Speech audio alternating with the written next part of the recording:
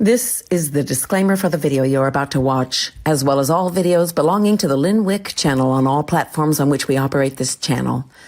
No part of this publication, which includes this YouTube video, may be reproduced, stored in a retrievable system, or transmitted in any form or by any means except as permitted by the United States Copyright Act without the prior express written consent of the broadcaster, Lynn Wick.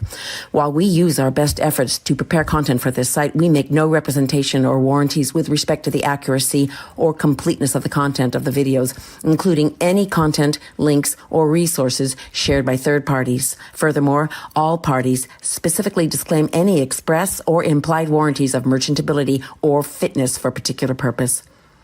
The advice and strategies contained herein may not be suitable for your situation. No legal advice or financial advice is being given herein, as we are not attorneys or financial advisors. You should consult with a professional where appropriate.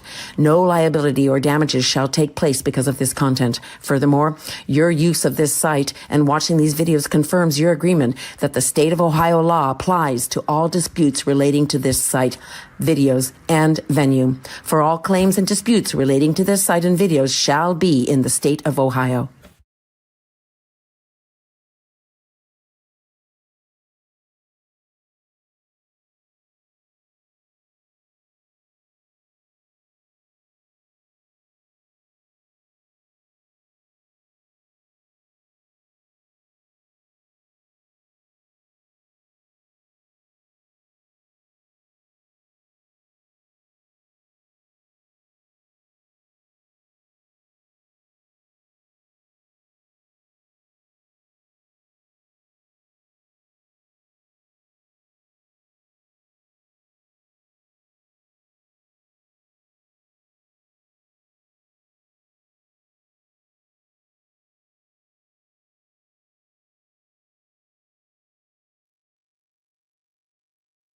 Kindness sometimes is the strongest defense you can have. When somebody just tells you off and lets you have it, and you just stand there, what I've discovered is this: they do not know what to do with kindness. And I remember one time that happened to me, and somebody just telling me off and accusing me of something that was absolutely ridiculous, and I knew how ridiculous it was, so I just stood there and said, And then when they finished, I said, "Is there anything else?" Down they went. I mean, you can't fight kindness. How do you fight kindness? You can't fight it. It's a conquering element of character to be kind when someone is very unkind to you.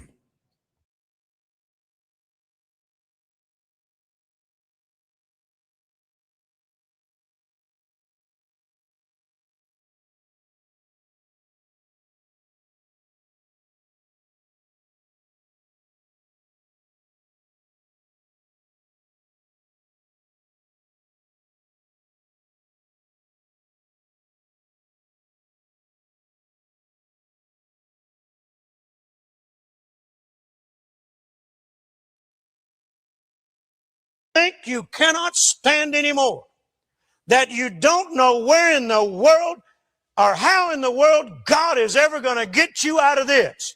But you make up your mind. You will not quit. You will not turn back.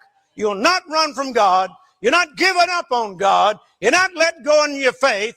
You're going to stand your ground even though you feel you can't stand anymore.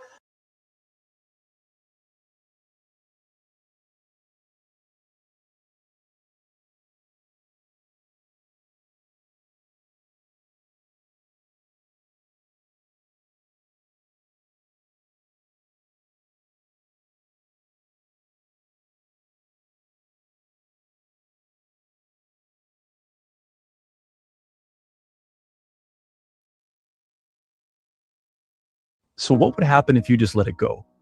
What would happen if the thing that you were trying to control the outcome to, the situation or circumstance that you were trying to manipulate to get what you want, what would happen if instead of worrying about it, instead of stressing over it, instead of being filled with fear about that thing, that you laid it into the hands of God and said, God, no matter what the outcome, I'm willing to trust in you with the result. That ultimately, God, my prayer is that you know better than I, that your thoughts are higher than my thoughts, your ways are much higher than our ways. And as you do that, an amazing thing begins to take place.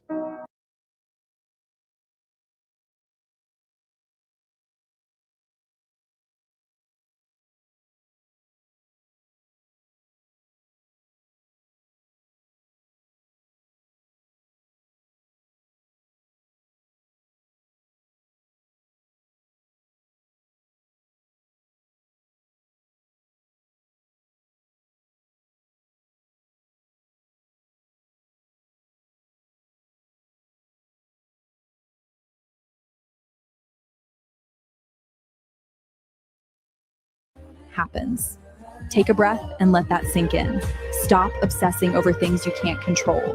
Not everything is meant to bend to your will, and not every door is meant to open when you knock. Life will not go exactly the way you planned. And you know what? That's okay. Some plans fall apart to make room for better ones. Some delays are protection. Some endings are really just redirections. Learn to accept what is without giving up on what could be. Trust the timing of your life, even when it doesn't make sense, because timing teaches patience, and patience builds strength. Remember this, everything happens for a reason. Not always a reason you understand today, but one you'll thank later. Stay positive, even when it's hard. Make the best out of what life throws at you, because resilience is built in the moments you didn't choose. And when frustration creeps in, when you feel disappointed that things didn't go as planned, pause and remind yourself, God had a different plan, a higher plan, a wiser plan. So let go of what you can't change. Hold on to faith. Keep moving forward. Whatever happens, happens. And sometimes that's exactly what needed to happen.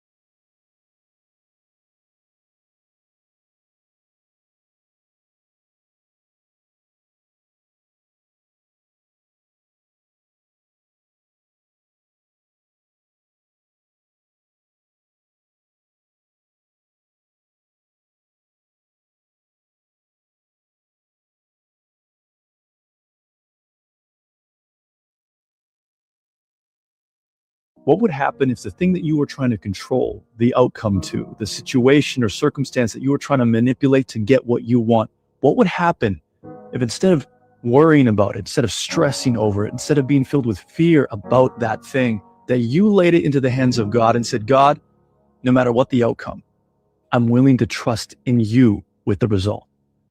That ultimately, God, my prayer is that you know better than I, that your thoughts are higher than my thoughts, your ways are much higher than our ways. And as you do that, an amazing thing begins to take place. God fills you with his peace as you offload the burden of responsibility of trying to control everything happening in your life, and you offset that to him. He gives you the peace of God, peace that is so beautiful, peace that passes all understanding. Lay it into his hands. He's big enough, and he's got this.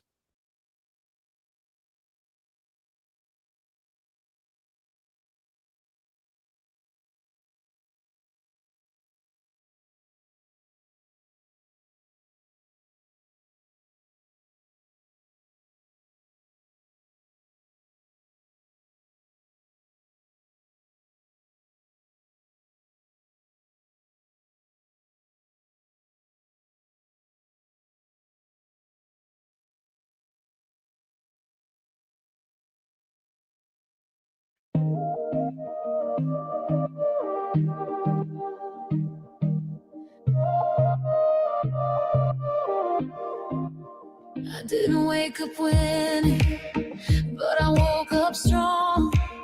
I pulled the curtains open and let the doubt be gone. The mirror isn't a judge, it's just a glass I face, reflecting cracks and courage from the mess I've made. I've stumbled in silence and screamed into the rain, but I'm still here breathing, learning still show up. That's the kind of brave no filter can touch. Just one step better than yesterday. It doesn't have to be perfect, it just has to be my way. Some days I soar, and some days I fly, but I keep showing up anyway. It's not about the mountain, it's the climb I choose. Every scar I carry has led to something new, and one step better is still a win. So I begin again. She said you're too late, I said I'm right on time. Growth doesn't need permission, only space to rise. Every no I heard, every door once closed was just a sign to rewrite, not a reason to let go. I made peace with slow and found strength in small. Even crawling forward means I didn't fall. Just one step better than yesterday. It doesn't have to be perfect, it just has to be my way. Some days I shine and some days I pray, but I keep showing up anyway. It's not about the finish, it's the heart I prove. With every breath I take, I make my own breakthrough. And one step better is still a win. So I begin again. To the girl who's tired and has been holding on, your pace is enough and your soul is strong. You don't need applause, just a moment of grace to whisper, I'm trying, and keep finding your place. Just one step better than yesterday. It doesn't have to be perfect, it just has to be my way. Some days I rise and some days I stay right where I am, and that's okay. It's not about the spotlight, it's the fire within that quietly whispers, I'll try again. And one step better is how I begin. So I begin again.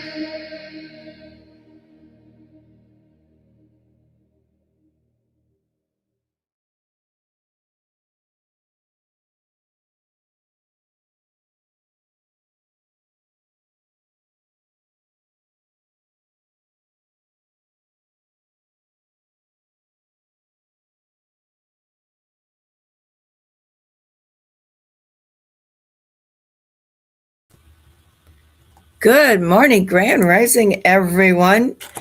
Well, we have reached Thursday, 2/19/2026. Well, we're in for some more snow starting tomorrow. Ooh, we just got most of it gone, and yesterday was absolutely beautiful. I literally walked outside and just looked up and I went, oh, we got our buds on the tree. The lady across from us, she was outside. First time I seen her all winter. And she waved over at me and I waved back and she says, wow, what a weird winter. I said, you noticed, huh? She goes, yeah, we don't normally have these. And I said, well, I don't think God creates them.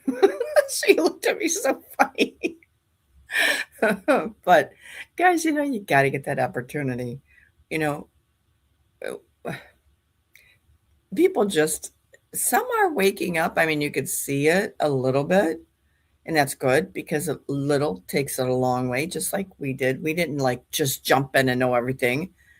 But the neighbor across the street, she doesn't come around at all. I have not seen her. And it seems like everybody down the street, I don't know if they don't work or they're retired. I don't know, but sometimes it's creepy. It's really quiet. So this morning, this is what's going to happen. I have some videos I am going to play you, not out of disrespect, but out of some learning, knowledge, understanding. There seems to be some misguidance through the Medbeds, through the RV. And not that I know all of it, but I know a lot of it. And nor do I ever say that the higher power or that I know somebody that can tell me everything. I never said that. But be careful. Nobody knows everything, nor do we know when it's going to happen. And if you remember the very first few of the Q drops, one in there particularly said, pay attention. Well, I asked when I first read it, I said, okay, what does that go to? I think it's now. So this morning I'm going to show you 1, 2, 3, 4, 3, I think. I want you to listen, and then we'll talk about it. But I tried to say thank you to them, but I couldn't find a way because they had a closed chat. They didn't have a place to DM them, so I couldn't do that either. So this is not to bash anybody. This is to show you some things that are being talked about. And I don't normally go on podcasters. I just don't. I think we're all, you got to do your own homework. And if you go off of everybody else, then you're being misguided. As they would for me. Maybe they don't believe what I say. And a lot of them don't. But so far, and I'm not patting myself on the back, things have happened that I've said 2 years ago. And now they're just coming out with it. So, it's just believe me or not. But we are going to have an interesting morning. We're going to have at least I had a laugh. Not at that video, but I did have a laugh. So, anyway, nothing new. I did feel a little down yesterday. I wonder if that's something shifting. Anybody else feel that way? Only for about an hour, I felt really, really bad, down. It's like you didn't care. But I do care. And that's the problem. It was going back and forth, back and forth. And I just started praying. I said, please let me get out of this. I started feeling better around 6 o'clock, 7 o'clock. But if you're going through that, I think we're going from some kind of shift. Maybe because we went into a moon or something. I don't know. I know that it's the year or the month of the horse or something. But I don't think that's it. I think there's something else going on. But if I find out, I'll let you know. Because I really don't understand what it is. And I don't feel like it was last time. I just don't. But anyway, we're going to have a good morning this morning. Let's get started. Let's stop the chat and let's go to prayer.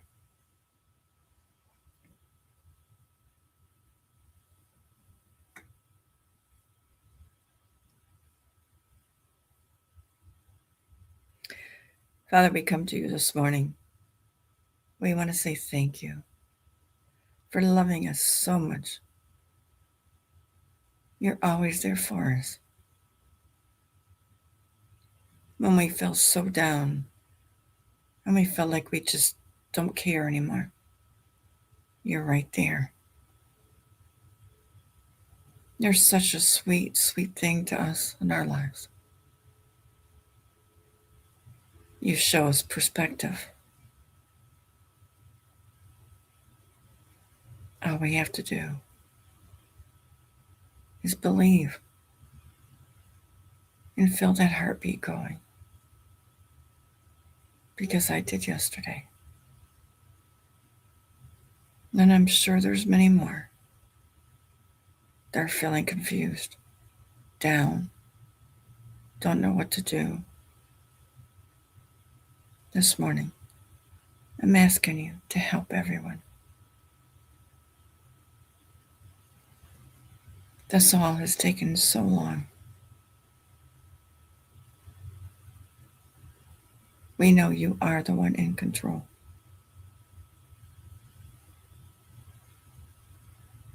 We don't ask man. We turn to you. So last night I did. And this morning also.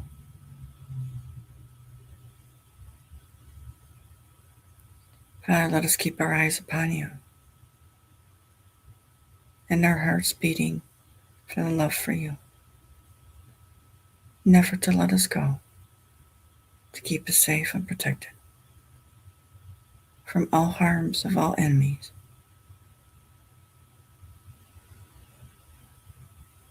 I do have a request in prayer this morning for Diane, who is having surgery this morning at 10 a.m.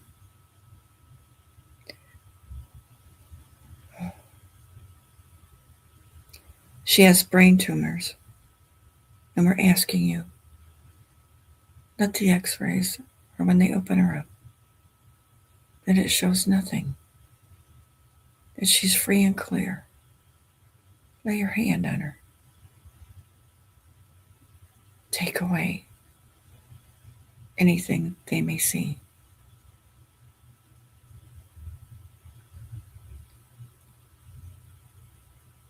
Father, when she opens her eyes, may she feel little of no pain. May she know that you are always with her, every step of the way. Let her hear your voice, that your hands are right there on her. We want to pray for Lois's brother, for Lois, whose brother passed away.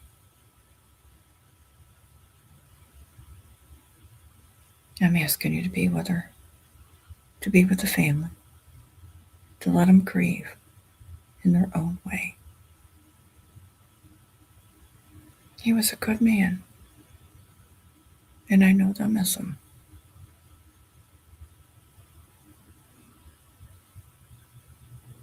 But give them the love and peace they need, and the understanding where he is today. Father, be with this family. Love them and give them the joy and all of the needs they need and the ones they've always dreamed of. Just guide us, Father, and give us the truth. We love you, and we know you love us. And we just sit here waiting on you to make the right move. And this we ask this morning, that you be with those listening and those to come, that they too may find you here, in this place of you. And this, Father, we say, amen.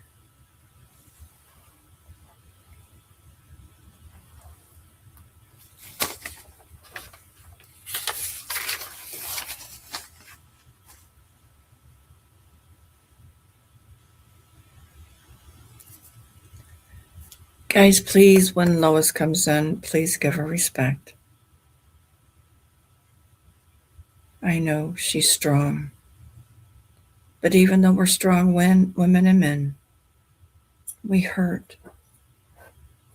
And sometimes we cover that up. And she loved her brother so much. So send her a big hug, because I know she needs it. And I'm giving you all the biggest hug you can ever get, because you deserve it for all the support you give each other, and even to me. You're wonderful, and don't let anyone tell you any difference.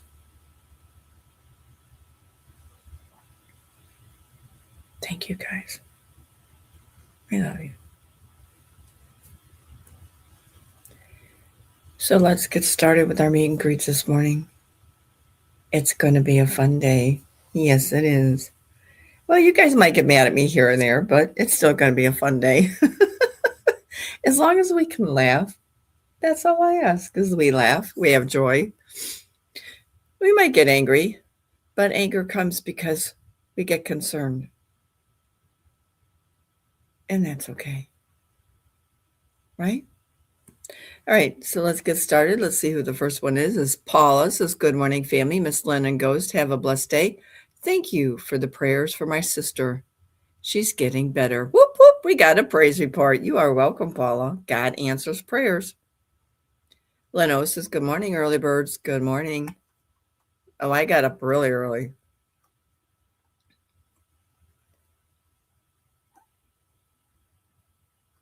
Kenda says, Grand Rising family. Hope your day is filled with giggles, love, and hugs. Back to work.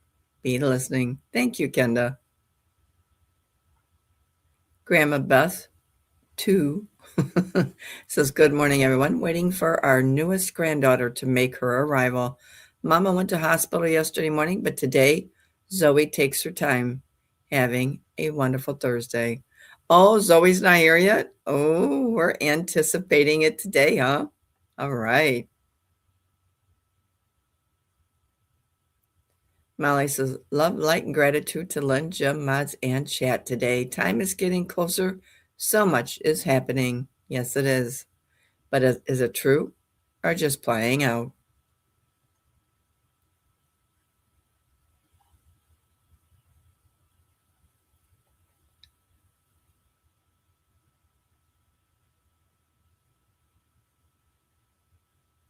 I know, snow's coming again. I know. I am Elena. This is Grand Rising, everyone. On Lynn's beautiful chat. Blessings to all. Blessings to you, sweetheart.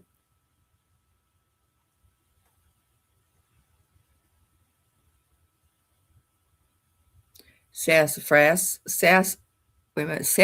says, good morning, family. Lynn, yes, it should be that time. There's no more excuses or delays. Well, I don't think they're excuses anymore. I think they're delaying something. Yes, I do believe that. But I also beginning to believe, and I know you don't want to hear it, maybe I did say it, but I don't know. But the more and more I'm listening, I don't think it's going to go off until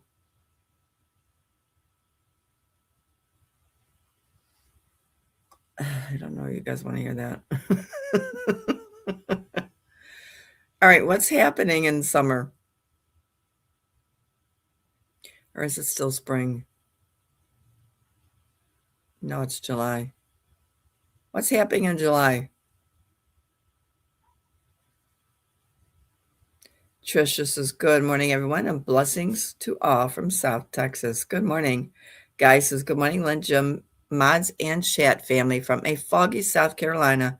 Wishing you all a fantastic day. Stay safe, dry, and pray for America and her people. Remember, God loves you, and so do we. Hugs and love, Loretta and Randall. Good morning, Guy. Good morning, Miss Loretta. Joshua says, good morning, Lynn, Ghost, Mods, and family. The Lord is my shepherd. There is nothing I shall want. I don't think he actually says that, but you shall want.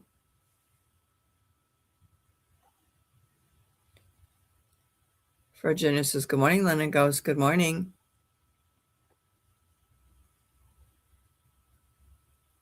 Rodney says, Grand Rising Wickers. Happy Thursday. Ending another week and one step closer. What can we reveal today? Have a blessed day. Sending prayers. Oh, you shall see. Maxine says, good morning. Good morning. Village is Grand Rising. Grand Rising. Deborah says, good morning, everyone. Good morning.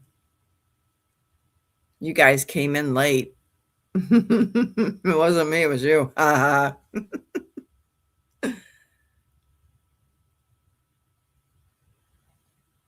Jerry says, grand rising to all from Dutchess County, upstate New York. Good morning. Earl says, grand rising, everyone. It's a glorious day, and I feel wonderful. Good for you, sweetheart. Keep dancing.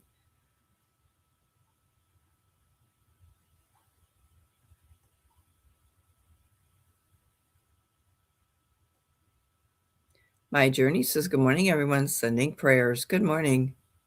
Trout King, good morning. He says, good morning, everyone. Molly says, good morning. Good morning.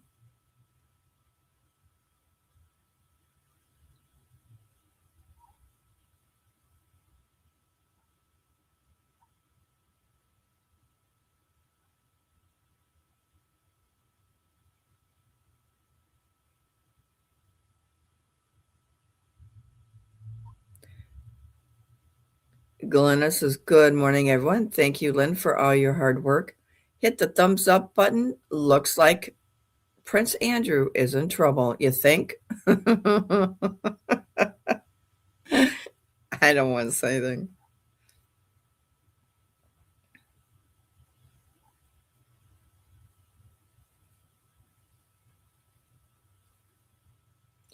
You're right, Molly. He did.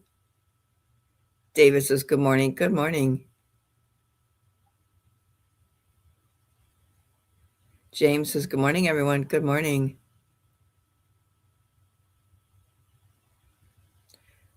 Meemaw says, grand rising, Lynn, Ghost Mods, and family. Grand rising. Judy says, good morning, family, from a warm Central Texas. Currently 64 with a high of 83. Woo, can I come there, please? Momo says, good morning to all of you. I finally had a chance to watch it live. Yippee, yippee, I like it. Good morning. Mary says, grand rising, Lynn, Ghost, Wickfield family, and all mods. Blessings, blessings. We love our mods, don't we? Fearless says, good morning, family. Good morning. Sherry says, good morning, Lynn and family. Good morning, honey. Kay says, good morning, family. Good morning. C. Pavelaki says, grand rising, Lynn and family. Grand rising. Kat says, good morning. Please pray for my husband. He is in need of prayer. Thank you. You want unspoken?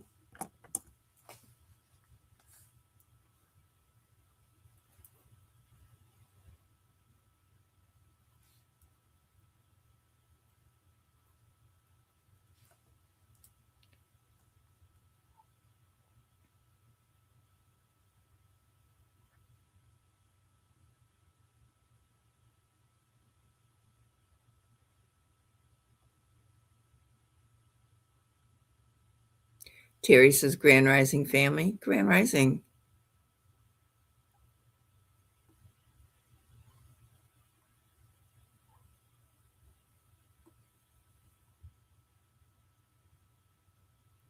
Terry says, grand rising, family. Hope all is holding on to God's promises. Len, please let me know if you received my email. When did you send it, sweetheart? Mike says, grand rising from Fort Lauderdale. Make it a great day, everyone. Sending love, prayers, and a huge smile. Good morning. Gordy says, peace, love, prayers to all of you. Good morning, everyone. Good morning, Gordy. Betty says, good morning, family. Sorry I'm late. Love to all of you. I just wish this was over and everybody was healed. I am so tired of losing so many friends and seeing so many sick. I'm right there with you, sweetheart. Good morning, Village.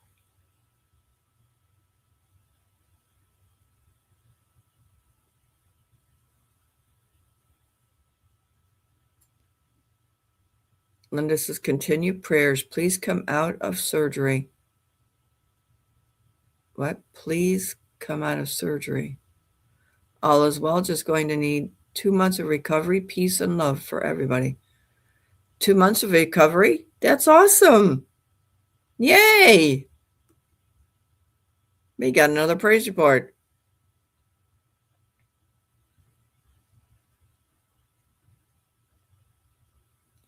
Julianne says, my leukemia is slowly going away. Good morning, Lynn. Ghost, have a blessed day. Whoop, whoop, whoop. Julie, that's awesome.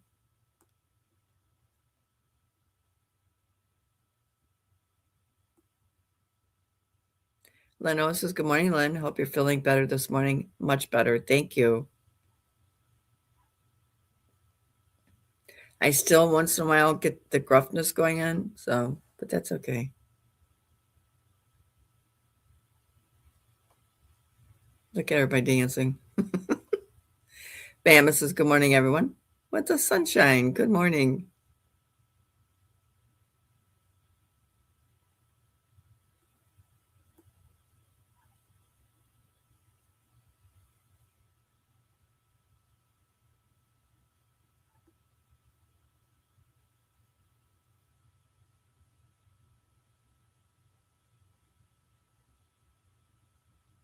Levancy says, Grand Rising. Grand Rising.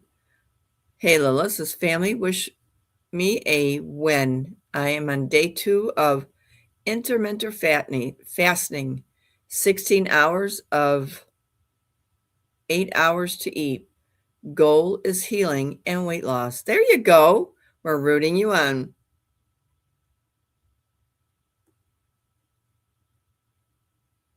Brighter Day says, greetings, Lynn, Jim, everyone in chat. Another beautiful day in the desert.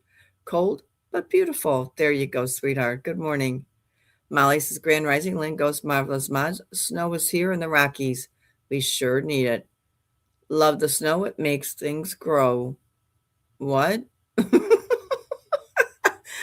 Not here. It doesn't make it grow. Well, when it's water, it will. Ianzigo says, blessings to everyone. Amen. Linda says, good morning, Lynn, Jim, family, prayers and hugs for all. Thank you. Shifting into overdrive. Good morning, Viola. She says, good morning, Lynn and Jim. Dawn says, yes, Lynn, yes.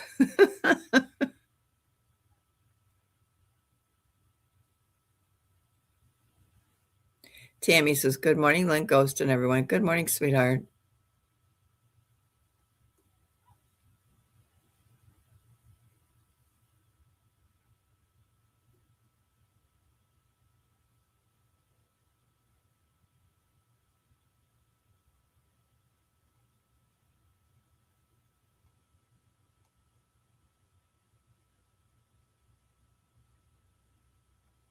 Cosmic says, good morning, Lynn, Ghost, Mods, and family.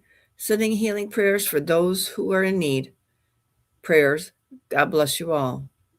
Thank you, sweetheart. We all appreciate that.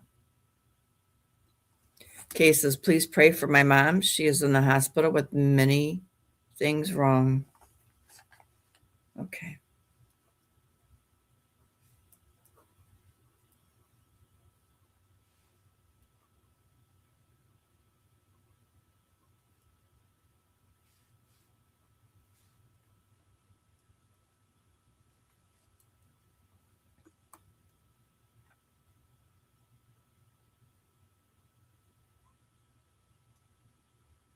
The year of the fire horse. But I don't think that makes you feel, I don't think that's supposed to make you feel anything.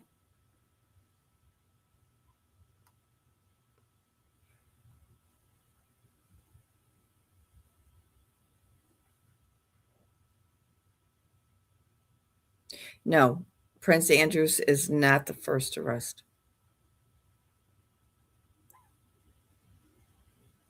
Tara says, good morning, Lynn, everyone. Good morning.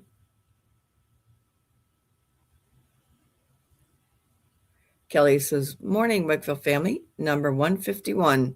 Sending love. Good morning.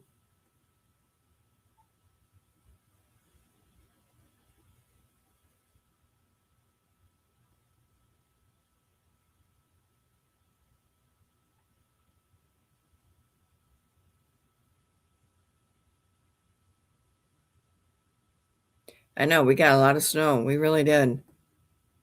And now they're talking about something I just found out today that I didn't even know.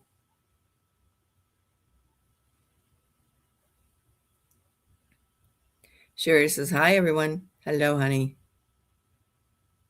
4th of July, 250th anniversary. Yep, Kelly, I'm beginning to feel that. Cosmos says, good morning.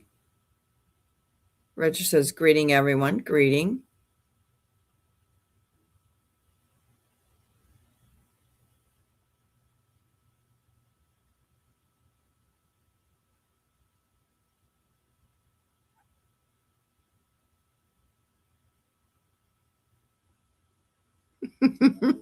Corny.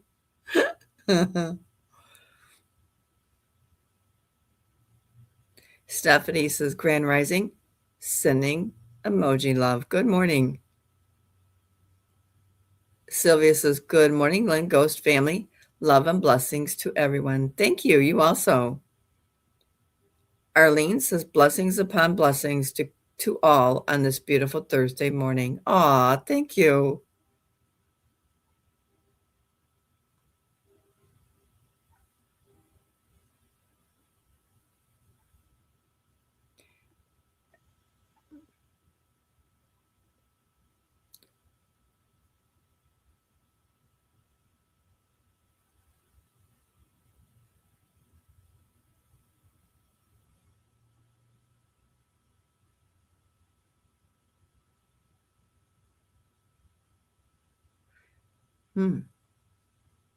Cosmic says, good morning.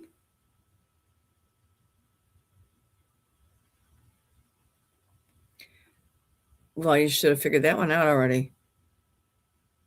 And it's not somebody you expect. And that's why I don't know why they're saying that that's going to be the first. I don't.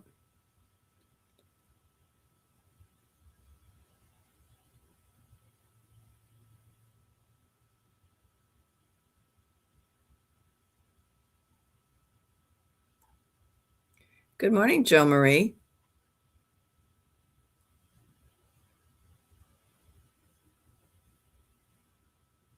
On the 17th?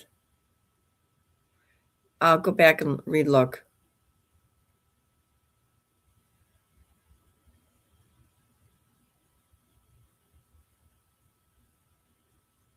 Means things will speed up this year. Yes, it does. All right, so let's get started this morning. Let me get you down here. Now, I'm not going to play everything exact in a row because as I was going through some, I thought, wait a minute. So I changed them around a little bit, so they might be out of misaligned.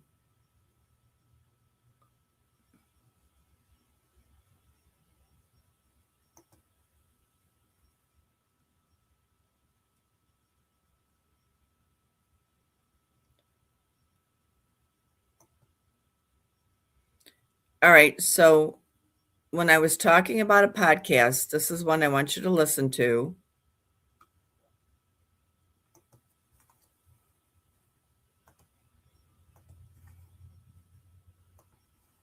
Now, I'm not precisely right at the marker time. I tried to get it there, so you may have to listen just for a few minutes before he spots off.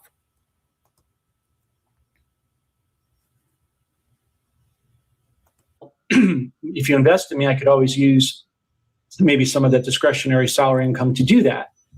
And that never came to pass. So it's one of those things, if you want it done right, you got to do it yourself. So I started getting into the revaluation of the global reset, which entails in part currencies, metals, cryptos, exotic bonds, land, and quantum technologies, and all the various verticals of the wealth transfer we'll, I'm sure, invariably talk about tonight. And so I started going down that, as you guys alluded to, a proverbial rabbit hole. And I was, just working with some friends behind the scenes. And we just, I cashed out a couple of small, 401ks and IRAs and started investing. And that's how it began.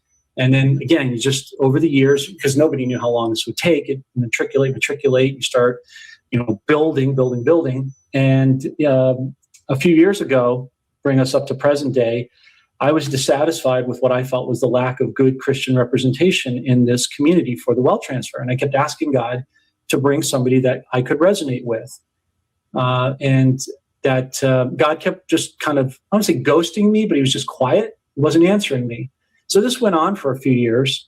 And a couple of years ago, I was on a podcast with a good friend, Darren Miata, the late Mr. Trumptastic. People would know him. He became a really good friend.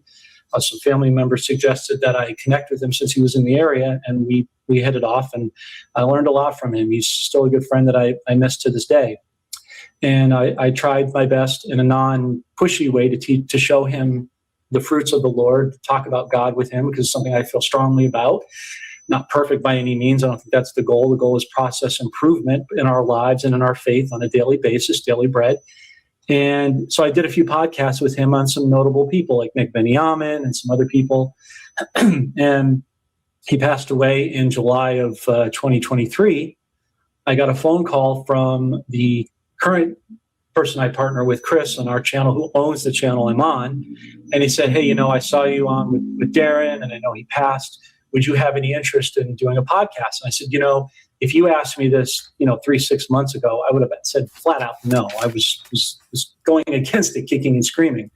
But when I went to the Lord around that time, he said, why don't you do it? And I was like, and kind of begrudgingly knew he was going to say that, because in the back of my mind is a possibility. So obviously he was just waiting for me to just, submit and get on board. And I was admittedly a little stubborn about it, because being on camera, as you both know, is not as easy as it looks, and it comes with a lot of judgment and criticism, particularly if you say things that go against the grain of normal constructs of society. You don't follow the herd, so to speak. So that's kind of we've been doing that for 4 years now, Randy. It's kind of like we got our masters in it now. Yeah, there you go. So you understand. So that's doing our doctorate as we speak. They're perfect. So not to be verbose, but to just give you sort of a basic background, that's kind of where I am to present day. So you're ready to tell us all about this economic reset, talk about the revaluation, but let's start off with NESARA. And I'm gonna take a chance here, because I used to know what it meant. It's National Economic, is it Security and Restoration Act? Recovery Act. Recovery Act. So the recovery part's what really entertains me. Just explain to people in a nutshell what NESARA really is and where we're at this stage. So NESARA started in the early 40s with the farmers. Eminent domain, the government was trying to take we are the government, but the corporation disguising themselves as the government tried to take away the farmers' land. They went to court, they fought it with injunctions, and they ultimately won on the grounds that it was always their property and property tax was unlawful and unconstitutional. They won it. And that's where it started to get born and took legs. It got a resurgence again in the 90s with a gentleman whose name escapes me, but I'm sure somebody will fact check it, who kind of kept it going. It actually has ties to constitutional law as the fabric of our country. What most people don't know is that back in the 1860s, before we came off of the of being a republic, I should say, to be precise, there was actually systems in place that were to pay the people through constitutional monies like gold and silver and other things, property value, property rights, crops, things of that nature, that people could live on, not as a handout or anything like that, but as a constitutional right to pursue their passions. So that's where kind of NESARA started. That's where it built up. Its roots biblically, it does have biblical roots. Leviticus 25, 9-10, which says in the Jewish calendar, every 50 years, there is to be a debt jubilee, right? A debt reset. And in doing so, that would bring people back to their land, their family, their clan, and it would restore things, which is definitely what the doctor ordered. I think in this society, we could agree now more than ever. We need each other, the currency of each other, our families, our friends. We need to come back as a community nationally in the truest sense of the word. So really NESARA in its roots is constitutional law. For the last 7 years, guys, I've been getting emails and texts from people. Hey, my credit cards just disappeared. I called the credit card company. They don't even have a record of me. Or they said the debt the amount doesn't exist anymore. It's paid off. Student loans, mortgage payments, medical bills, car payments, and the like. a good team member of ours. I know you're looking at me quizzically. No, I'm like, why is mine still around? You'll get your turn. Don't worry. Everybody will get their turn. I don't know why everybody says, why did they, I don't know. I don't know why people, they must have a queue that they go by, and certain people they designate. It's above my pay grade, but everybody will get their shot at getting their blessings. So nobody needs to be jealous or frustrated. We will all get our piece of the pie, really speaking. So let me clarify this too, because a lot of people that know a little bit about it, they've heard that all our debt's going to be we're going to be relieved of our debt. That's how we're going to make America great or wealthy again. Kind of that philosophy. So go ahead and continue. Well, thank you, Randy, for saying that. There's actually a simplified way that marries into our overall reset discussion. President Trump, as you both, and I'm sure our audience knows, is talking tacitly, and it's not what he says, it's what he doesn't say, right? You have to watch his actions like people, not their words. He's talking about, at some point, revaluing this year the gold and the silver. What he's doing now is he's letting it run up and up and up and up until he reaches a certain number that he's satisfied with to say, let's audit the Fed in Fort Knox. And in doing so, we revalue the gold to about $20,000 and silver probably somewhere between $650 and $1,000. On the debt clock, it's actually closer to $1,200. And then there are some economists like Ray Dalio, who's really knows this stuff. And I agree with him. In the next 2 years, we're going to see gold and silver run parallel to each other at 20 to 25,000, because that's really where the true value is. Now, you're talking an ounce of silver would be 25,000. Yeah, in a couple of years. Holy smokes. Well, think about it. Think about it from this standpoint. What's the microphone that you're on, the computer that you're on, the cell phone that's sitting next to you? It's all silver. I mean, silver components. What do the military use to build their weapons and munitions? Silver. What's up on the roof of your house? Solar panels, depending where you live, right? Silver. Yep. Medbeds are going to be silver. Everything has silver, colloidal silver you can ingest. Right. So what happens? We have a supply and demand. When it runs out, there'll be, we think, government buyback programs or corporate buyback programs that they're going to need it from people to survive as a means of function to build their products and services. When that runs out, what's next? Copper, palladium, platinum, nickel will be backstops. Let me ask you this, John. I know we hear things all the time about how many guns Americans own. Do you think the traditional American person or people, do you think they have a lot of physical gold in their possession similar to what they have in, say, firearms? People just don't know. That's a hard question. I'm going to say no. Well, 99%. So Christian conservatives tend to be the people that have the most precious metals of anyone, right? For a number of reasons.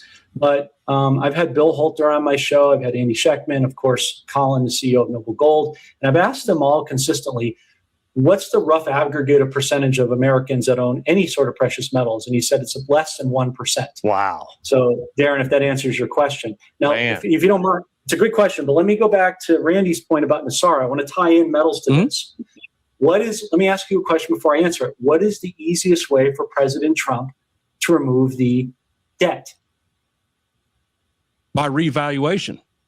Exactly. He revalues the gold and silver. It does two things. It brings the metals up to their true value, but he also removes the private Western central bank cabal deep state debt.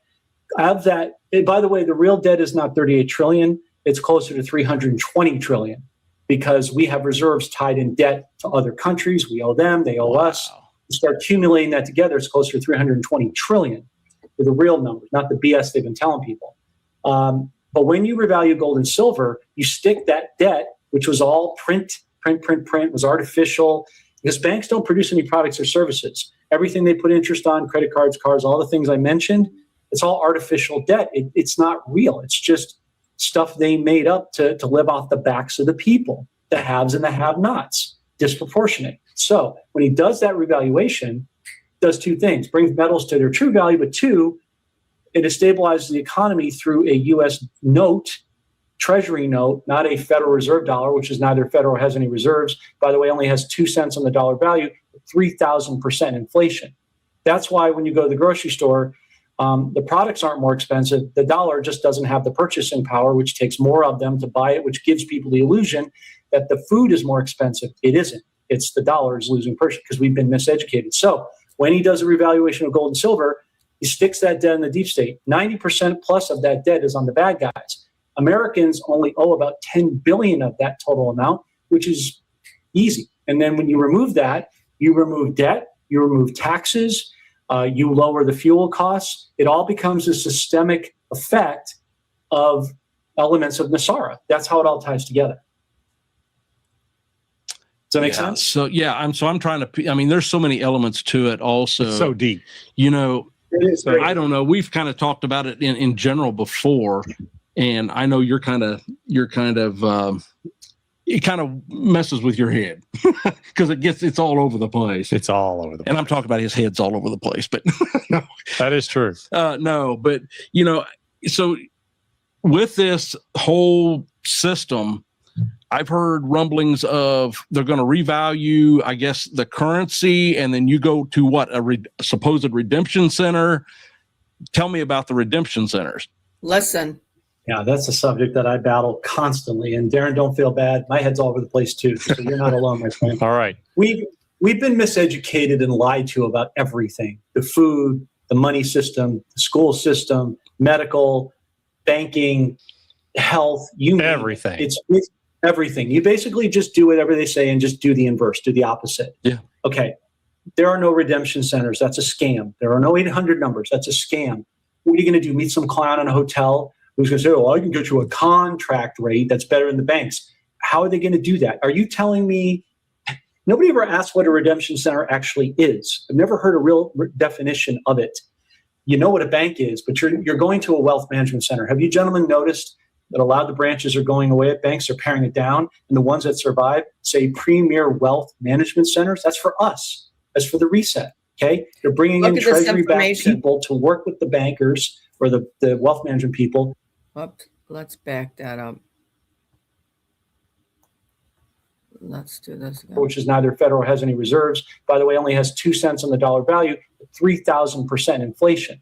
That's why when you go to the grocery store, the products aren't more expensive. The dollar just doesn't have the purchasing power, which takes more of them to buy it, which gives people the illusion that the food is more expensive. It isn't. It's the dollar is losing purchase because we've been miseducated. So when he does a revaluation of gold and silver, he sticks that debt in the deep state. 90% plus of that debt is on the bad guys. Americans only owe about 10 billion of that total amount, which is easy. And then when you remove that, you remove debt, you remove taxes, you lower the fuel costs. It all becomes a systemic effect of elements of NESARA. That's how it all ties together. Does that make sense? So I'm trying to. I mean, there's so many elements to it. Also, It's so deep. You know, It is very I don't know. We've kind of talked about it in general before, and I know it kind of messes with your head because it's all over the place. It's all over the place. And I'm talking about his head's all over the place, but No, that is true. no, but so with this whole system, I've heard rumblings of they're going to revalue, I guess, the currency, and then you go to what, a supposed redemption center. Tell me about the redemption centers. Yeah, that's a subject that I battle constantly. And Darren, don't feel bad. My head's all over the place too. So you're not alone, my friend. All right. We've been miseducated and lied to about everything: the food, the money system, the school system, medical, banking, health, Everything. It's everything. You basically just do whatever they say and just do the inverse, do the opposite. Yeah. Okay. There are no redemption centers. That's a scam. There are no 800 numbers. That's a scam. What are you going to do? Meet some clown in a hotel who's going to say, I can get you a contract rate that's better than the banks. How are they going to do that? Are you telling me nobody ever asked what a redemption center actually is? I've never heard a real definition of it. You know what a bank is, but you're going to a wealth management center. Have you gentlemen noticed that a lot of the branches are going away at banks, are paring it down, and the ones that survive say premier wealth management centers? That's for us.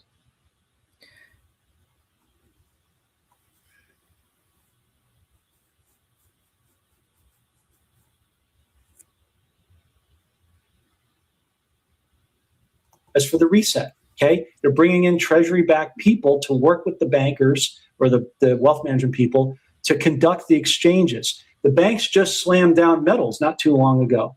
They slamming down the cryptos until the Clarity Act passes, which we're praying is going to be coming up the rear here pretty shortly, which should put a massive artificial infusion into cryptos, into the metals, and into the stock market, which is the biggest Ponzi scheme of all. But we need that bubble to blow up and burst to birth the new system. So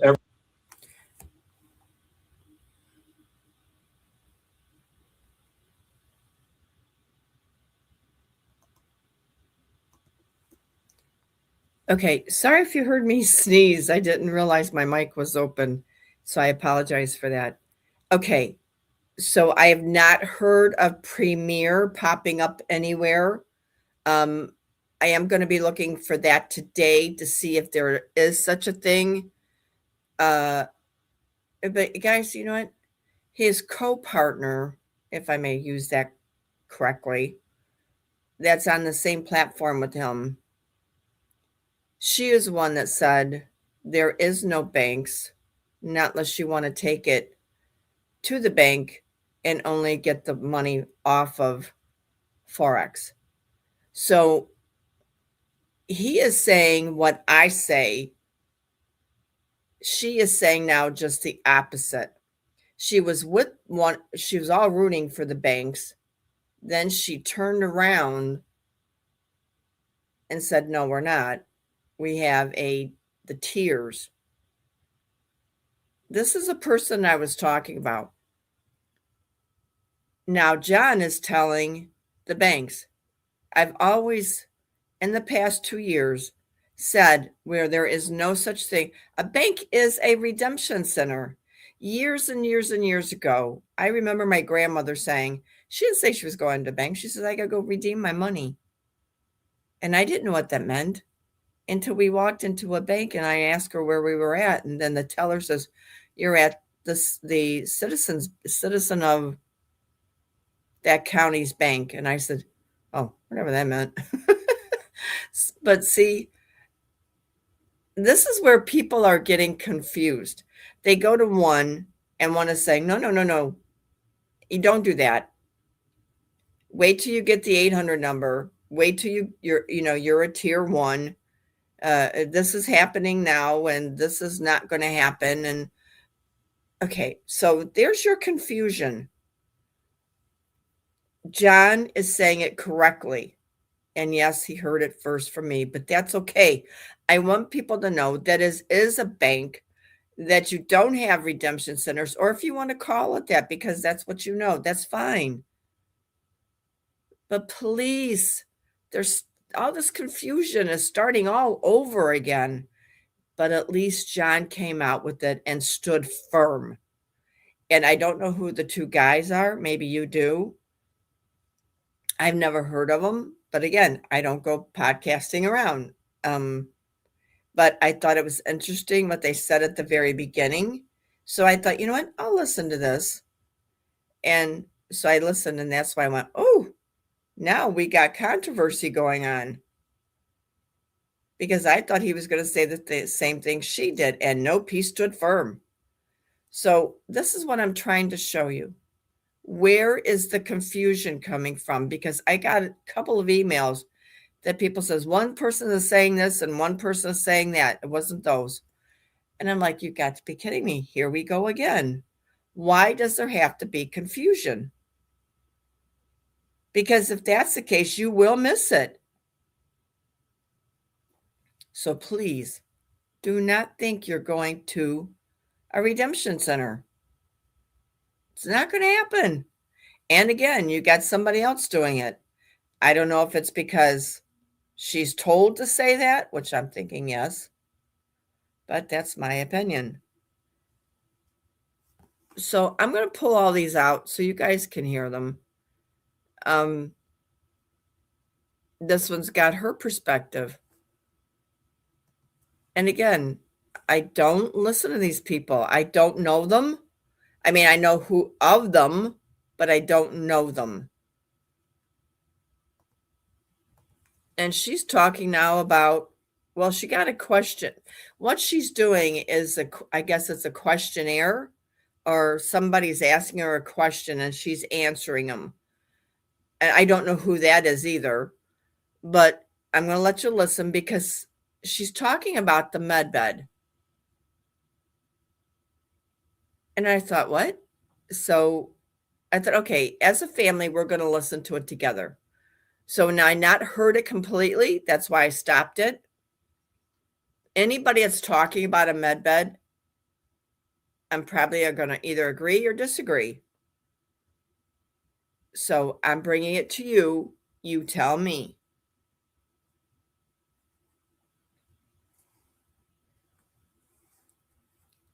Now, I don't think I'm exactly, I might be a pinch away from it. But let's start it. My mic is open. So, and it also took over any claim of authority that they could possibly assert regarding our health services or our participation in a vaccination program or anything like that. So that in one way, that takes a lot of the worry out of it. It also takes out the temptation, I would call it, for the WHO to try to do something like that. Now she's reading something. Okay. Can a homeless and or someone recently out of prison become an ASN? And is there a waiting period for them to become an ASN and join the assembly? Well, obviously, they got to find a place to live and, have a commitment to live within the borders of that state. I'm not sure what their situation is. You would certainly have to have a location that you were living at before you could apply. Even if it's a halfway house or a hostel that has an address where you can get mail or that you can use it as an address. She's reading again. Okay, next. Any new word on the Medbeds? And or how do I find the Medbed Telegram channel? Oh, I believe that it's just available if you go on to Telegram and ask to join the Medbed channel. I believe that you can just do that, make a request. The problem that we're having with the Medbeds, number one, is getting enough trained technicians to run them. Number two is, do I really trust this technology, which has been in the hands of those who have been? Okay.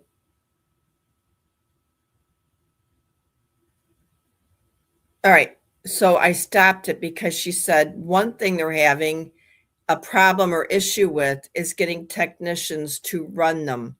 Why? Why is she having, or why are they having an issue with this problem? Why are they having an issue? There was a sign-up sheet according to Sky. How long ago? Now, I don't watch Sky either.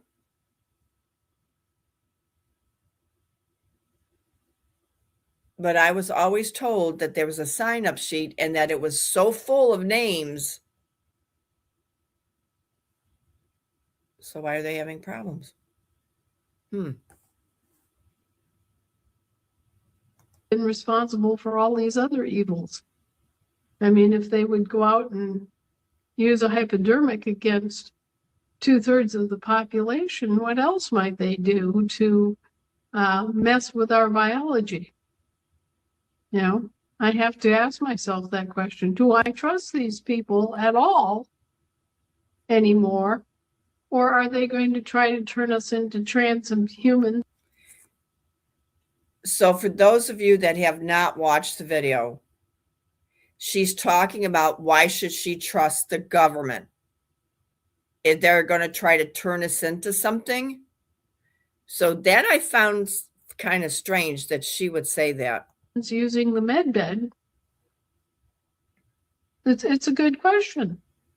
They have breached their trust to such an extent that it's difficult to have a full-fledged participation instinct toward anything they do.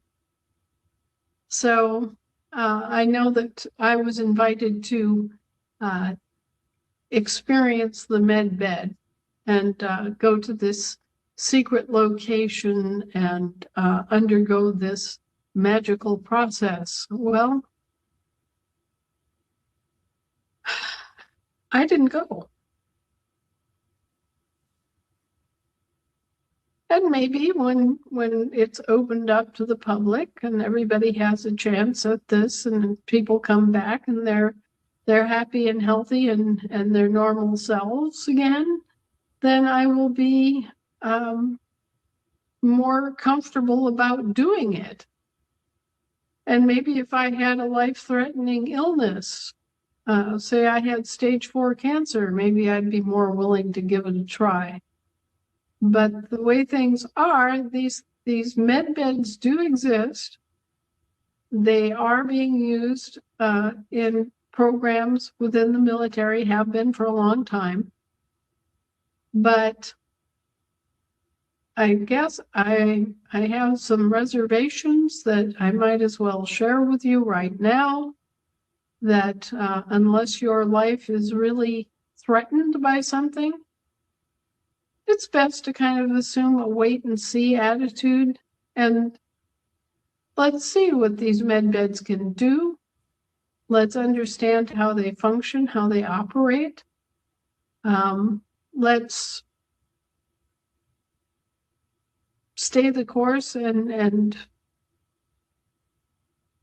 be a little bit cautious, because remember, the same people who have the Medbed technology also are the ones that have the COVID-19 technology. Bingo.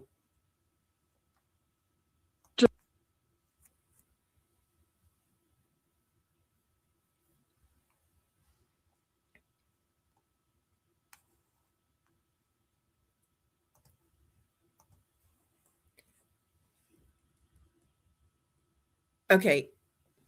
I think she did a very good point on the med beds. I don't know about the other parts. I really didn't listen.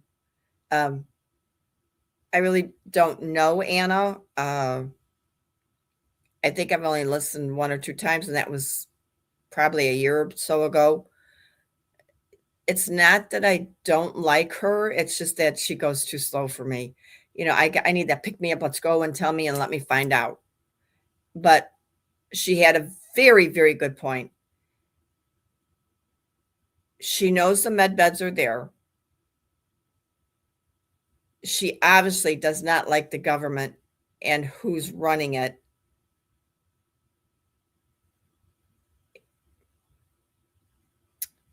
She is skeptical because she doesn't know what they will do. So, you know, a year ago, no, maybe when they first started talking about him, I said, I'm not going to do that. And then as the years went on, I got more at ease with it because I did see them. Actually, I've seen probably all of them. Would I go in them? And I always said, you know, I don't know. I need more information. You know, we all want to jump into that med bed and feel wonderful. But I also told you, you're not going to get cured overnight. It's going to take several sessions before just one thing could be done. That being said, you're not looking to walk in and walk out and say, I'm done, I'm cured, I'm good. That's not going to happen. But on the flip side, are you not even apprehensive just a little bit? Instead of saying, bring on the med beds, let's go. Bring on the med. Who are we listening to? The government. And we know none of them are real. None of the people playing the parts are real. Now, has Trump hit it around about the med beds? Absolutely. Several times now. So on this part, I have to agree with her. Because we didn't know back when all the med beds were being talked about that we were in a movie, that they were all corrupt. So my screeching wheels have now planted themselves. There is no quick fix for anything or anyone. I don't want to burst your bubble, but will I go in them? If someone tells me I need it, yes. Will I jump the gun and go sign up somewhere? No, there's not enough information out about them. And I've said that before. Just because I've seen them, I don't know what they're actually doing. Did I see a mist come out of them? Yes. Did they tell me that was to put you like in a twilight or make you feel good? Yes. But that's about all that I know. Do they grow limbs? One of them does. Do they make you feel good? Of course. It is totally your choice. And be careful, because Sky, the original and true Sky, I have her video also, is also back to saying some things that is not true.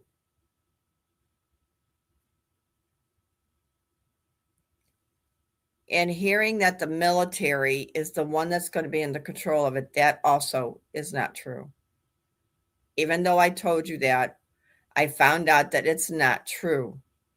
They are not military beds. They are patented.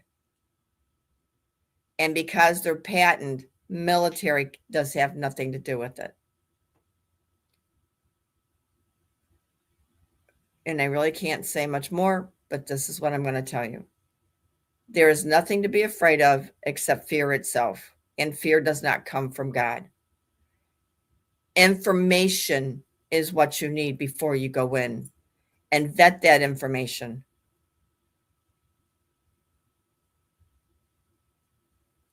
Remember, we were at war with the bad guys, and the bad guys are standing right in front of us, telling us good and sweet things. And I told you who isn't here.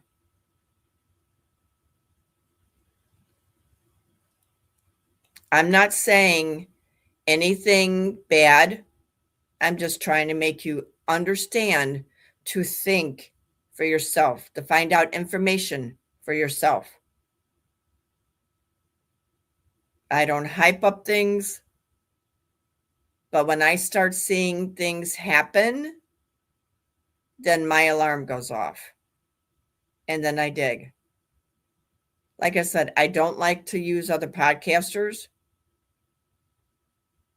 I don't know who they are.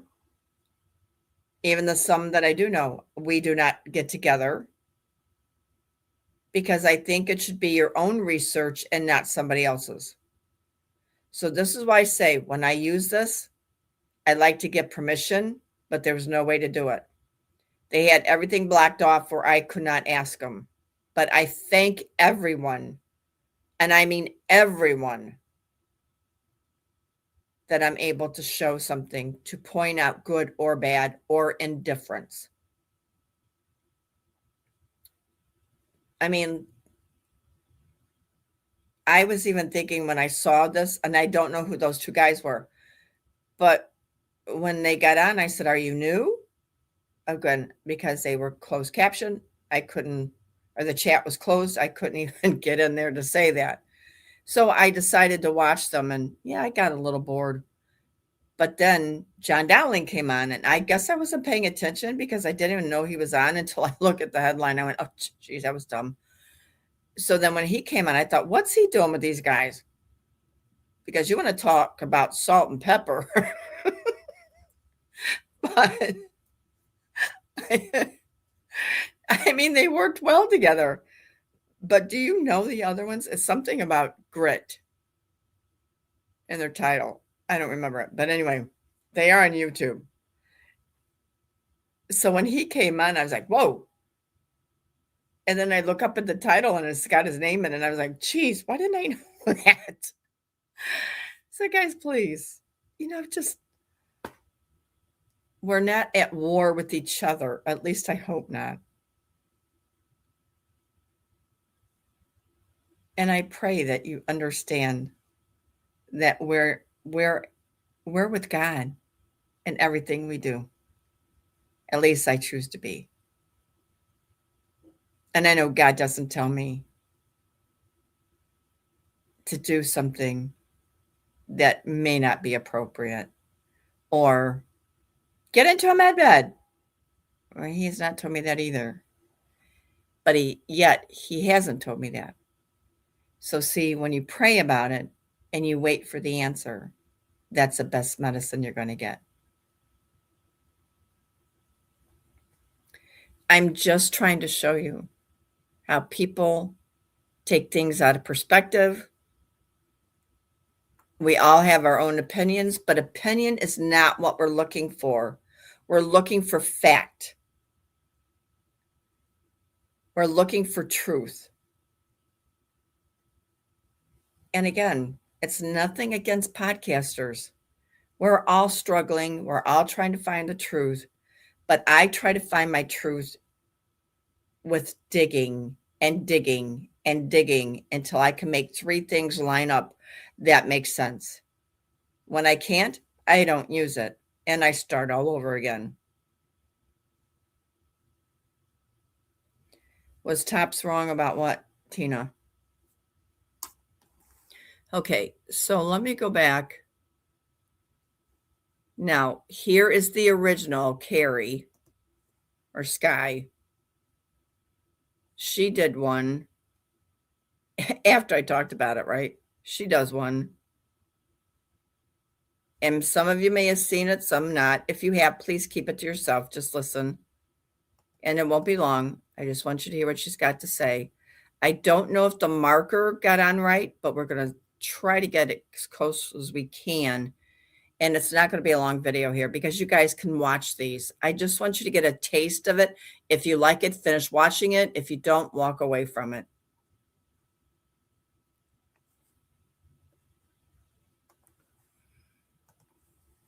To sponsor it so we can build it up and get it going.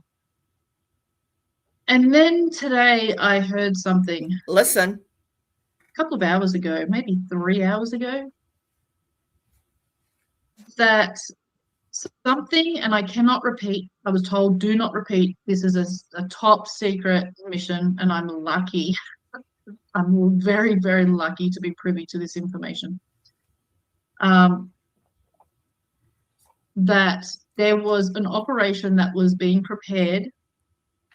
Yes, something to do with Iran. And a whole bunch of special forces. Actually, I think it was a small team. They didn't really go into detail because it's none of my business. A team of special forces were to do something which would cut the head off the snake. And then it's go time for the RV and the release of not only the med beds, but all 6,000 patents of technology that's being hidden. Now, less than an hour ago, I was told that particular mission took place and was incredibly successful. And now certain people were on their way to Gitmo to stand trial. So thank you US Special Forces who did that particular mission. Our sincere thank you and gratitude. So, less than an hour ago, they said, we got the head of the snake. All is buried. All is done. We are now in move forward phase, and the new earth can finally begin. Now, what does that mean? This means that the RV can now proceed. And I was told, this is just what I was told, okay, that the bonds, the sovereigns, and the whales begin today to be paid and released today, tonight, and tomorrow. It is a process, of course, but the money will be flowing in a few hours. That's what I was told.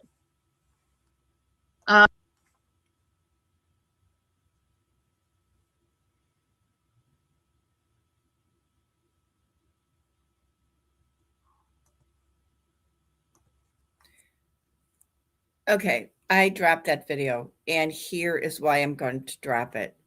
Is number one, Space Force would never tell somebody like Sky. And I can't say any more than that. But let me ask you this. Put yourself as a podcaster. You're just like me. You come up, you start a podcast, and you go on for several years. Then I tell you that I'm with Space Force, or Space Force gives me information that's so privileged that they pick me to do that. Think it out, guys.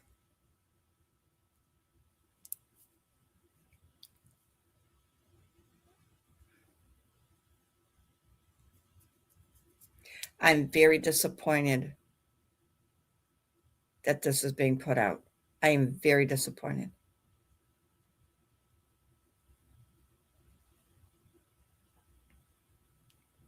This is the problem again. It's like being in Telegram. All this disinformation hyped everybody up for years, even me, until I was sold screech. And then I did get a phone call and said, would you like to get information from us? And I said, depends what information you want to give me, because I didn't trust them. So I didn't accept it. And I'm glad I didn't accept all of it, because now things have come to light, which I was skeptical of. So let your inner being, which is God, guide you through what you need to know. And if something like that was to be known, we all would know it. It's not going to be told just to one podcaster.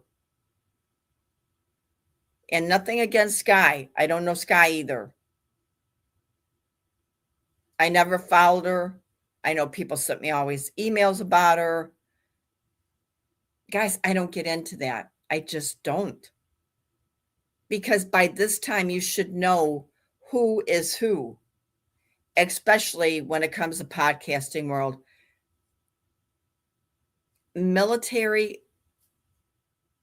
I think I misphrased something earlier. The military is in control of the medbeds only until they get released to make sure they're running smoothly. After that, they're wide open. But they will never be under control as the way you think. When they open, because nobody's ever been in one, they will be there to make sure they're running smoothly. Has nothing to do with the people. It has to do with the beds. And then they disappear. That's as far as the military will ever do anything other than maybe, if that even happens, step in to announce the truth. That's not going to happen. If they haven't done it by now, they're not going to do it.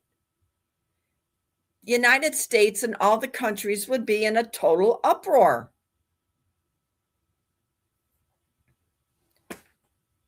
Guys, I'm not telling you what to do. If you believe what you're hearing, then believe it. But you're going to get very, very greatly disappointed.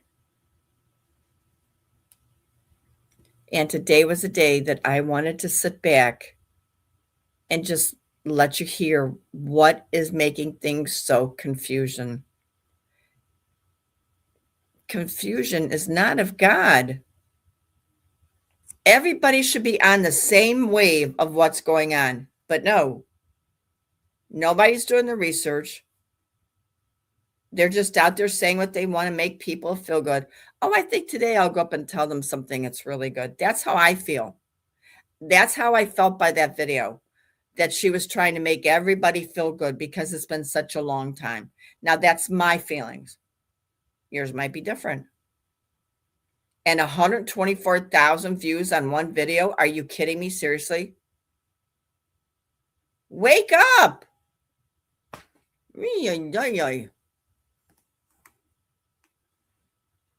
If I got 120,000 views, I'd have to ask myself, what am I doing wrong? Do you understand what I'm saying? I'm not here to offend anybody. I'm here because I want this to stop. The strongest people that know the truth is going to be the ones to tell you what's happening. Not someone who only focuses on one thing. As if you go back and you look up on my screen, and right now I don't have a thumbnail, so you're probably going to see it. And sorry about the dates and the times because I don't do those anymore. It says, God first. Truth as we know it. GESARA. Right? I do all of it because I'm not a certain person. I'm out there after the truth on everything. And that's where they should be. Not stuck on the RV or NESARA, GESARA, or crypto or this or that. Now, if you're teaching it, that's totally different. But if you're there to tell them every single day or every other day or twice a week, what's the change? How do you grow? You grow by learning. You grow by someone teaching you, showing you, letting you listen, and letting say yes or no. I've been in this too long to know what the truth is. I've been in this too long to say, guys, this is the truth. And sometimes, yes, God comes down and says, boom, stop this. And I want you to use your own discretion with me. I always have. If you feel that I'm wrong, then I'm wrong.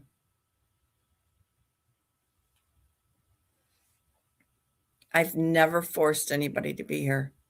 I've never even said, don't go away, don't go away. No, I don't do that. I'm here if you want me. I'm here if you want the truth. I give you the truth as far as I can take it. And sometimes I can't take it too far because I might get my hand smacked. And you've already seen that I have several times.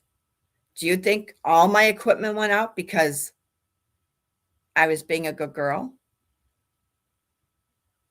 Think about it. And they took me out right where they knew it would hurt. Now, they didn't take me out of here, but they took all my equipment away from me. Really? Who's telling the truth? Who's looking out for you?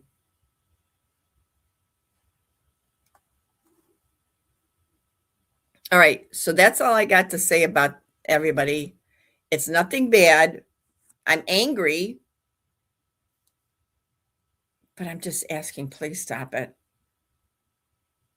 It's just nerve-wracking. People are hurting. Let's talk about that. How can we help people? What can we do for others? Instead of giving them hopium over and over and over. That's the worst hurt you can feel other than death. You're up and down, up and down, up and down. How many of you have gotten so sick from your nerves because of all of this hopium stuff? I've seen it. I've watched you. That's not going to happen here. And when I tell you it's happening, it is happening. You just don't see it yet. And the debt relief, it's been happening for a long time. How and when and who's getting it, I don't know. But it is happening. I had someone 3 weeks ago, they got their school loans paid off. I don't know how they're picking and choosing. Maybe they're just dangling in front of us. I don't know.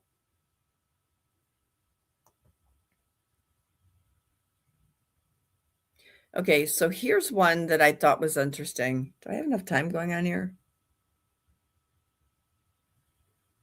Oh, yeah, I'm good. Okay. I want you to listen to her. Oh, and one other thing I want to ask. When John Dowling was talking about, forgot his name, Mr. Trumptastic, and that he passed away in 23, then who's on X?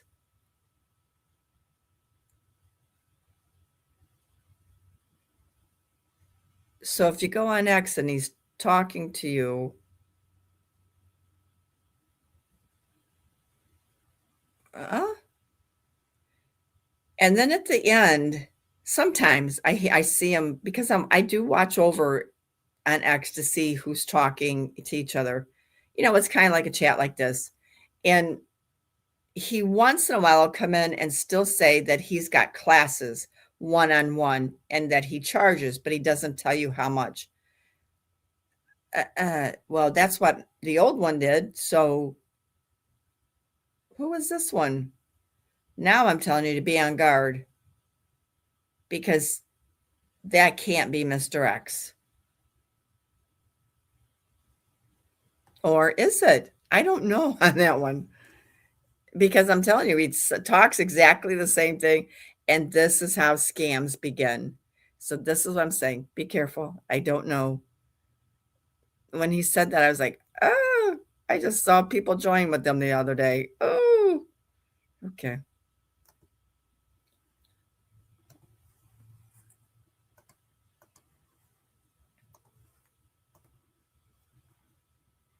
Okay, this was on yesterday. It says the truth behind the movie and symbolism, what they aren't telling us. She did this. It's the trailer for the newest predictive programming. So let's watch a clip and then let's analyze with a biblical lens. And of course, this is strictly for entertainment purposes only. Found out we weren't alone. If someone showed you, proved it to you, would that frighten you? Good morning, Kansas City. Let's take a look at today.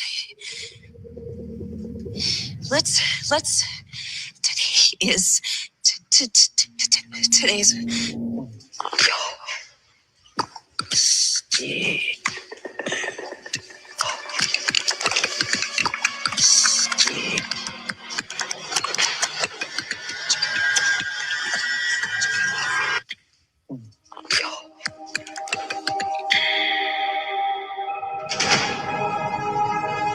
People have a right to know the truth. It belongs to 7 billion people. We are living in biblical times. And as we get closer and closer to the world entering into the 7-year tribulation, which is the most deceptive period of time in the history of mankind, It is, of course, no coincidence that we see movies and documentaries like this talking about disclosure, talking about aliens and UFOs, and pushing that certain narrative for a very specific reason. The government has to play this card right now. They have to prepare the masses for what is coming, and at the same time use that narrative to lead people away from God. Because during the 7-year tribulation, these old gods, lowercase g, of course, from before the flood, are returning. Y'all, we are going back to Genesis. Jesus says it will be like it was in the days of Noah. We are returning to Genesis when these fallen entities ruled the world, and they are coming back and going to physically rule and reign. So if the body of Christ does not have an explanation, a biblical explanation for what these entities are and what is coming, everyone is going to find their answers from the world. And that answer will be deception from the enemy, leading everybody into the pits of hell. Now, I will reiterate this as many times as I possibly can while I am drawing breath on this earth. Disclosure day. There are no aliens from other planets. There are, though, demonic entities from other dimensions, and that includes the fallen from before the flood. That includes the Nephilim from before and after the flood, and that also includes a variety of other dimensions from the demonic kingdom. They've released the trailer.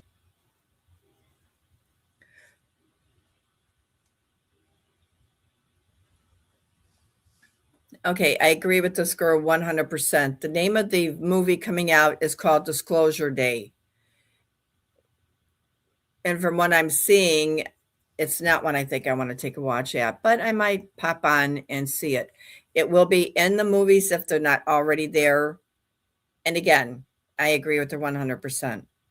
There is no such thing as aliens.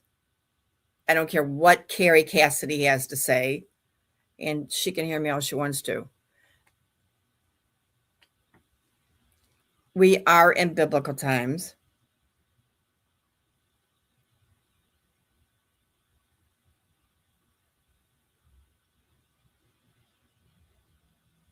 And you got to remember, no matter what Bible you have, except the old one, and that one has a couple places too that isn't completely true, is deceptive. But in some of them, like Genesis and in Matthew and several more, there are truth, but it's against them, not us. But as we read it, you think it is us because they wanted it that way. They wanted us instilled in fear. Lynn, you are sure some of these blue-haired folks are not... They like blue hair, it's blue hair. I can't help that, Greg. Pay attention. You know, like they're going to do this fake alien thing.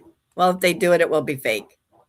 So, you know, I don't know. I just, I laugh because if I don't like getting angry anymore. It just raises my blood pressure.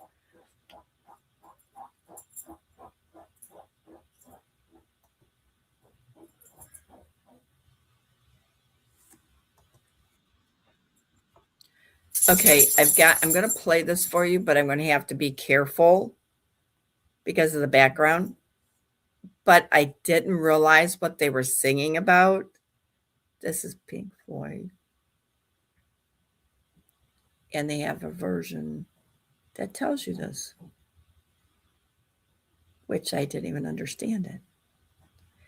Pink Floyd, I used to listen to all the time.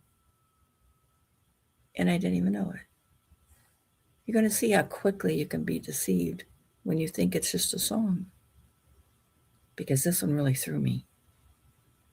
So I may have to lower it, but the end will tell you. Just make sure you're watching from the very beginning. I'm going to go silent.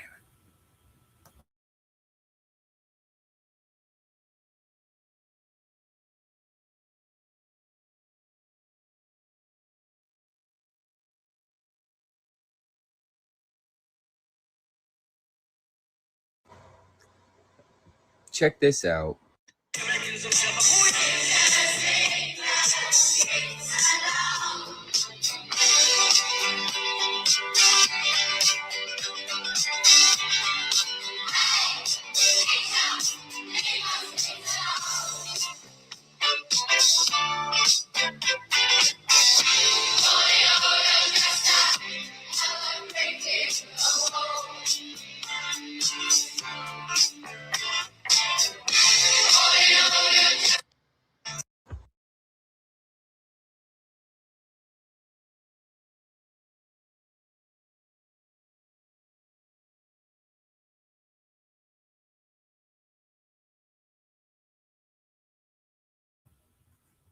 How many of you listened to that song? And yes, I did some bad things. Yeah, I mean, I was a teenager. So we would just sit back and listen to it and, just do what we were doing and just not paying attention and just getting into the music and relaxing. And, a bunch of kids. And we saw the video as it came out. That was the video. But the only thing we didn't see, we saw all the way to the end of the pipe down there, but we didn't see them rolling it out. So that's what they were singing about. Ew.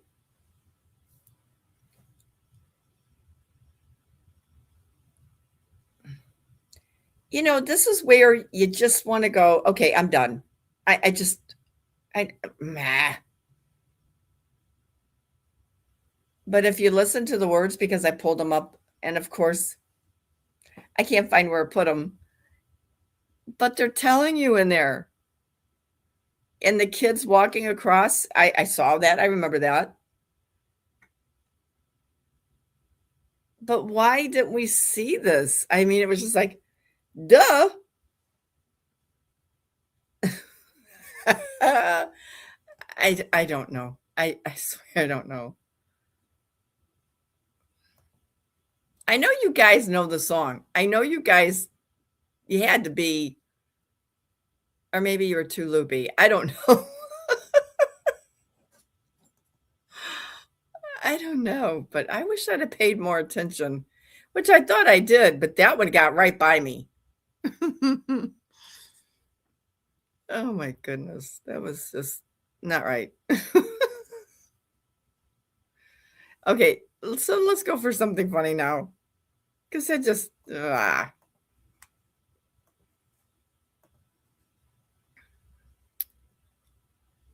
Okay, this is Robin Williams talking about Trump.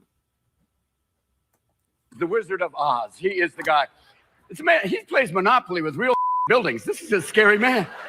And he owns all these beauty pageants, Miss America, Miss Universe. Isn't that a bit like Michael Vick owning a series of pet stores? It's like, it's a catch and release program for him. This is a man who said, my daughter is hot. Even people in Arkansas went, okay, hold on. Donald Trump is the Wizard of Oz. He is the guy. It's a man, he plays Monopoly with real buildings. This is a scary man. And he owns all these beauty pageants, Miss America, Miss Universe. Isn't that a bit like Michael Vick owning a series of pet stores? It's like, it's a catch and release program for him. This is a man who said, my daughter is hot. Even people in Arkansas went, that's wrong.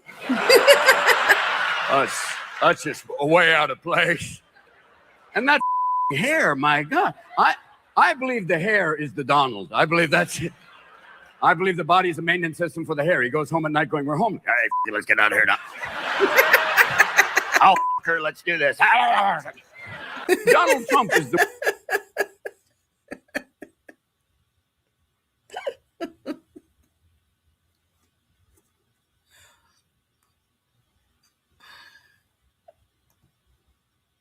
Okay, now that shook everything off. When you laugh, you just shake everything off.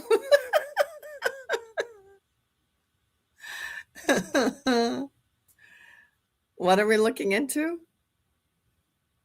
The Donald Duck. That was pretty good. I miss Robin Williams. I really do. I wish he was back here already.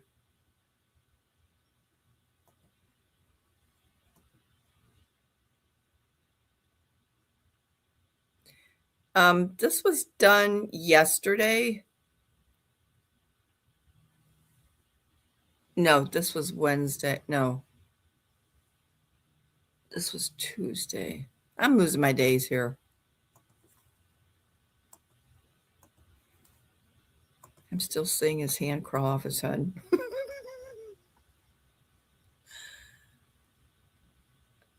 So this was done on Tuesday.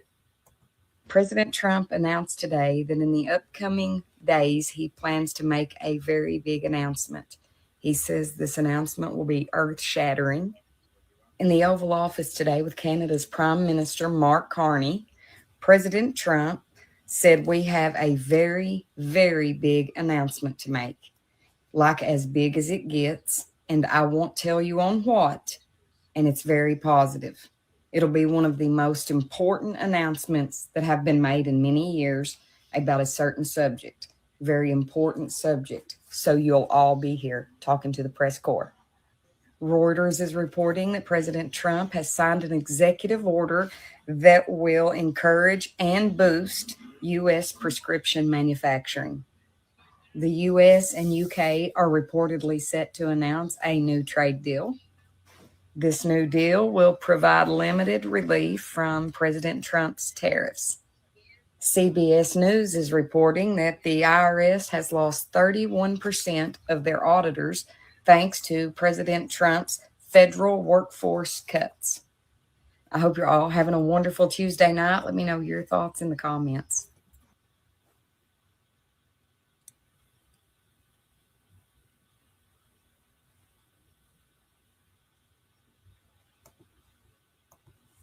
Okay, so I did hear Trump say that he had a special announcement, a huge announcement coming out in the next few days. What it is, I have no idea. We're just going to have to sit back, see what he's doing, and pay attention. I wanted to bring up this, though. And ladies, gentlemen, even though you think you're old, you're not. But I used to go to a tanning bed. And before even the med beds were ever talked about, I thought they were always strange looking. Now, this is just a thought. So yesterday, I got this advertisement in the mail, and it was about these new tanning beds. And I looked down at them and I said, well, they look like a med bed. Well, the old ones kind of did the same thing. Look, they had the curvature in them. And some had stand-up, which there is a stand-up med bed, by the way. They had a stand-up, and then they had like just a softening raise. So you would go in, which most of you know, and you would turn them on, and you would get in the bed, and you would tan. And some of them had mist, some of them didn't. And so as I was reading this, a light went off in me. A new bed that looks even more like a new med, like the med bed. And I said, nah. But then as I got reading it, it says a mist even stronger than the old ones. And I said, mist is stronger? Well, the mist was like sprinkling of really light water, which turns into a mist of water to cool you down. And then when I look at the back of it or the side of it, it had a new keyboard on it. And I'm thinking, well, what's the keyboard got to do with this? So today I'm going to call that company that released that, because they're only right down the road. I'm going to make an appointment to go in there. I haven't been in those in years, but I am going to make an appointment, and I'm going to go down there and I'm going to go in one. And I want to see what this is all about. How do you release something that looks exactly like a med bed, has a stronger mist, and has a keyboard at the end? What would the keyboard be for? Now, we had settings on them. You could change your settings, but this is an actual keyboard, like a laptop or a computer. So curiosity is killing the cat. Is this a test to see if we know what we're doing? I don't know, but we're going to find out. Because they said you get a free pass for one visit. So I'm going to do that one visit free pass. I don't have the money to go spend on a tanning bed, but I'd love to. I like to get stylish.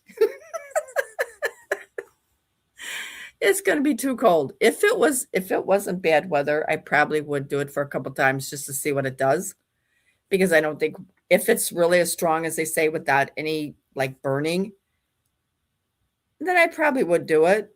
But I don't, the old ones you would kind of like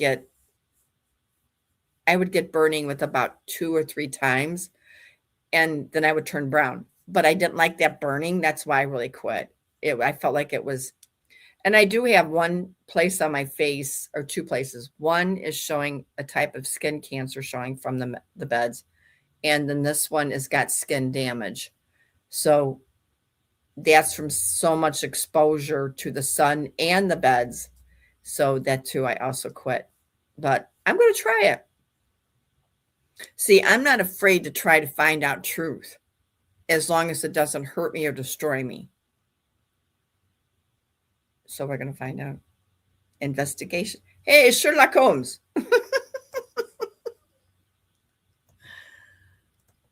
You know what? When I try to find out what I'm looking for, I like to have fun with it. If not, I get stressed out. So I've learned a long time ago, have fun with whatever you're going to do, because the stress will absolutely not be healthy. Are you guys having fun yet?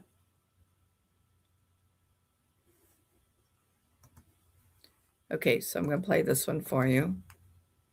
I'm just full of stuff today, aren't I? With all this crazy stuff going on in our world, there's actually some controversy over a baby product. The baby product in reference is Frida Baby. Frida Baby is rumored to have some really weird things on their boxes of products. So I'm at Meijer right now. We're going to go in and I'm going to do some journalism. And I want to check for myself what the box of Frida Baby says. Okay, we found the products. Let's read the boxes. So there's this that clears the baby's nasal. Okay, just look at what it says. It's a power sucker. This is a 3-in-1 thermometer. Side of it says, tush it to the limit. I'm sorry, what? And then wait, it gets worse, because this is what their website or their social media posts look like in regards to that product. This is the closest your husband's going to get to a threesome. Meet the new 3-in-1 temperature thermometer. Are you joking? This is a 3-in-1 nose, nail, and ear picker. And on the back it says, Proud Gold Digger. What is going on? If you think this is all just a play on words and it's innocent, you're wrong. This is a Windy the Gas Passer. Look at what it says. Tap that gas. I'll do one more. This is a breathing treatment. It's a vapor bath bomb, and it says, Love at First Sniff. Okay, I have to show you this one. This is a saline mist. Nose Frida. Pre-game? Why in the world are there sexual innuendos on baby products? And just to give you the icing on the cake, guess who partnered with Frida Baby in 2020? Well, would you look at that? Chrissy Teigen supported Frida Baby, especially the Frida Mom line, which they actually have that too. Meijer's carries the entire line of Frida Baby and Frida Mom, and they need to be pulled. And if you think that I'm exaggerating, Frida turned their comments off on all of their social media. So it's not just one video. It's disgusting.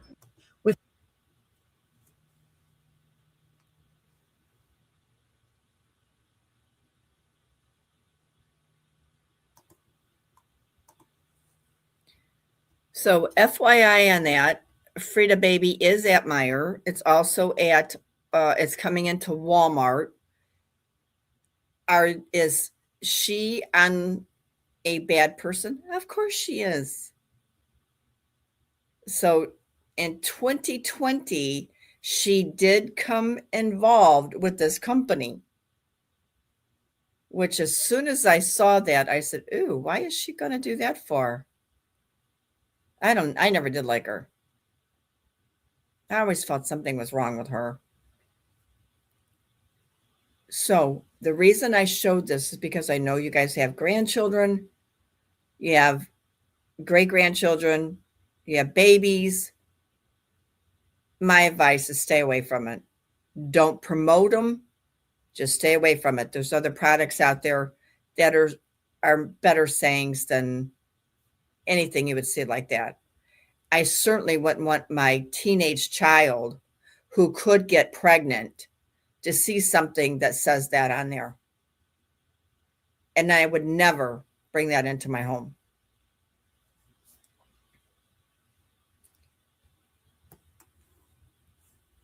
That's horrible.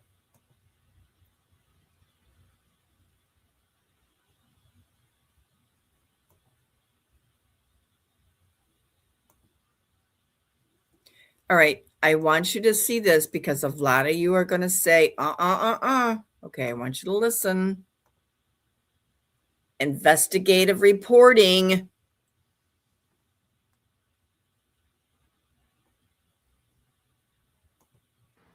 Now we've got Whoopi Goldberg coming out to explain why she somehow is on the Epstein list. The name of transparency.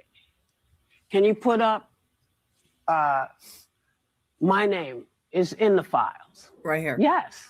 Right and here. what does it say? It says, Whoopi needs a plane to get to Monaco. John Lennon's charity, it should say Julian Lennon's charity, is paying for it. They don't want to charter, so they're looking for private owners. Here's the info. And they give all the information, and they're saying, do you want to offer your G2?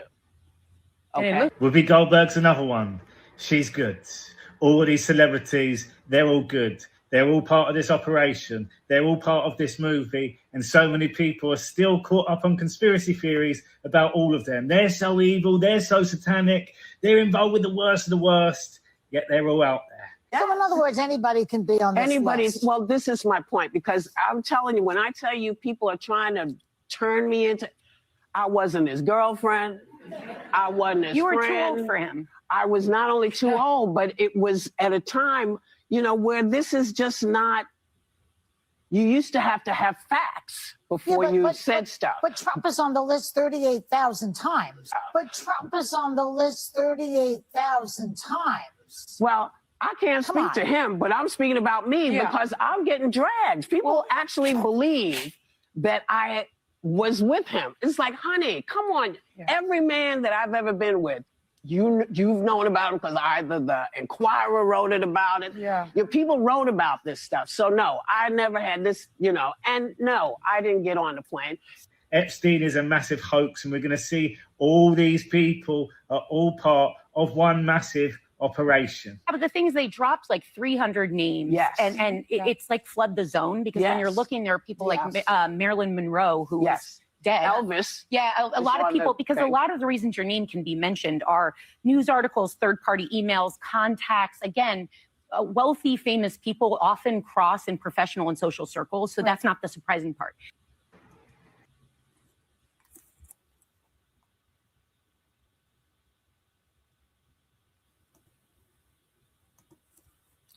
Okay, so when I found this video, I went in and I looked for some things that I knew actually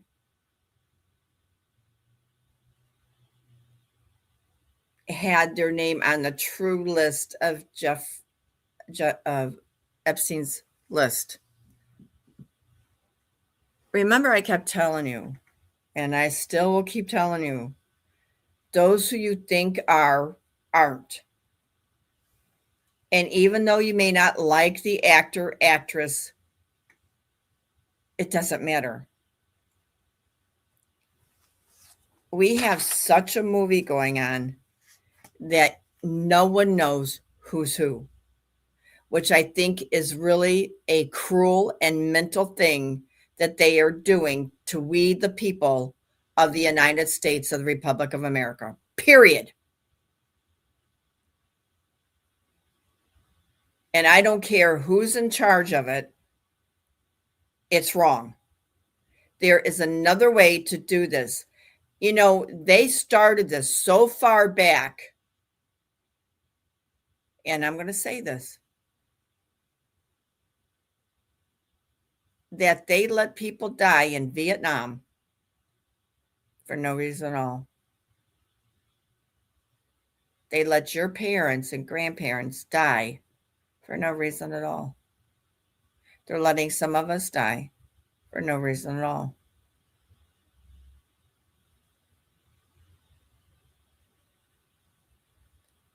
There should have been a better way, and I know there could have been a better way for them to do this. And do I trust anybody in power? Absolutely not. And there's another word, power. Do you think the government should have any power? Never.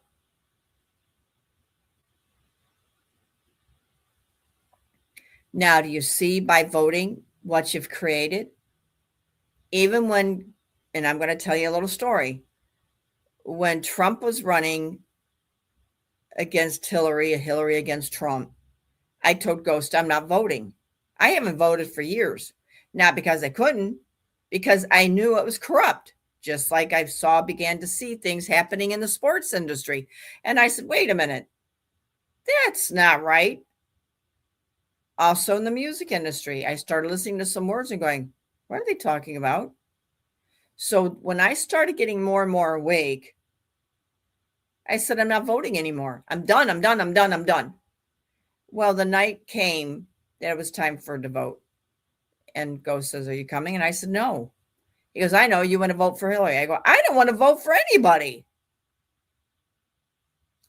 Long story short, I went with them and I voted for Trump.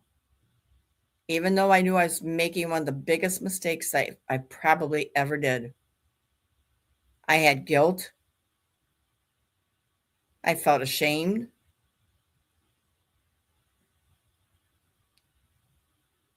And of course, I don't know if he knew about it or not, but I sat and I cried because I had so much guilt. And then you see what happened. Did we think that was him getting on the plane? No. When he left at the beginning of on his first term, he left on something that only presidents can leave. Well, why was he getting on that plane? Joe Biden had won. Joe Biden was in charge. Why was he getting on the plane? Do you see where they all began? This show didn't begin on his second term. It began on his very first one. And we were too busy to pay attention. But oh no, that night, Ghost and I stood up and said, wait a minute. There's something wrong there. Nobody believed us. They said, he probably got permission to do that. You don't get permission to go on a presidential plane when you're exiting the office. And I said, something's getting about ready to happen. What was next? COVID.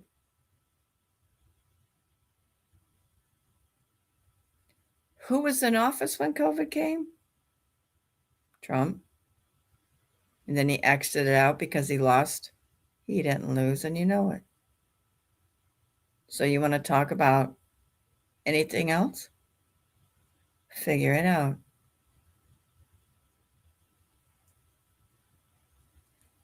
Number one, was COVID real? That's a question you should be asking. Was COVID real? And I'm going to tell you this. At the beginning, yes.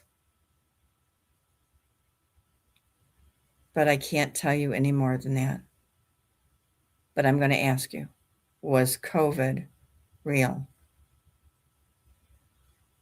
And I know you're going to say, oh, everybody took the shot and this, that, whatever, and they have now breathing problems or they passed away or whatever. And I said, how old were they? No, 86. I'm not going to get in debate with anybody over this. This in Bibles, I'm not getting a debate over because you needed to pay attention. Go back from the very beginning. You can go on YouTube. When Trump first got inaugurated, it was already wrong. The very first time. And that is where the story begins.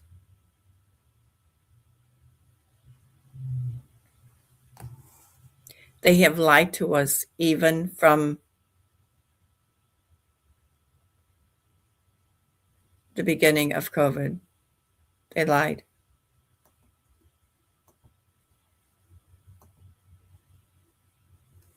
Oh, and here's another one we fell asleep at because I remember this.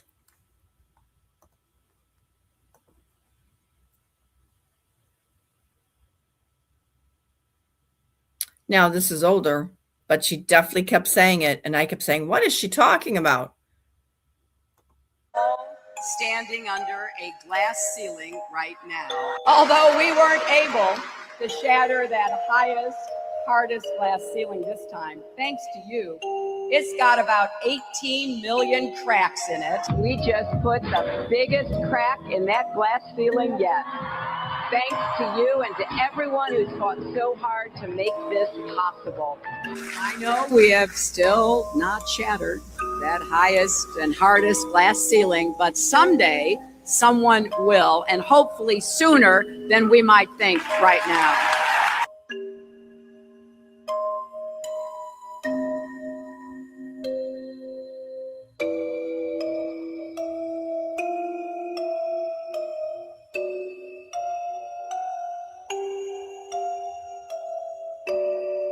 But we are all standing under a glass ceiling right now.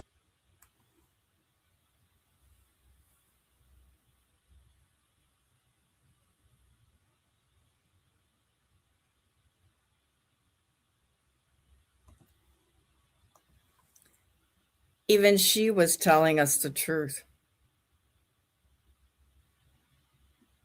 Doesn't matter, Tina, whether she's evil or not. She was telling us the truth.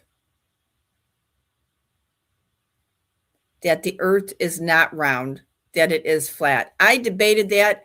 I kept saying, no, no, no, no, until God said, pay attention. Well, about 6 months later, some things came out that's totally convinced me. You should know it was all going around.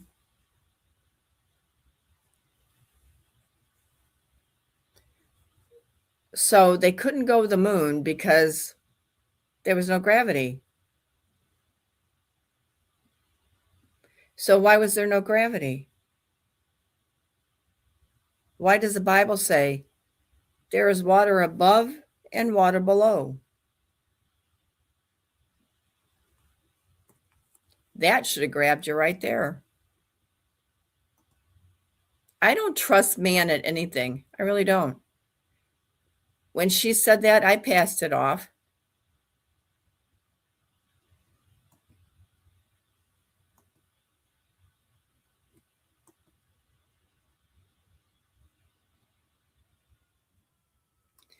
Now, are we at war with Iran?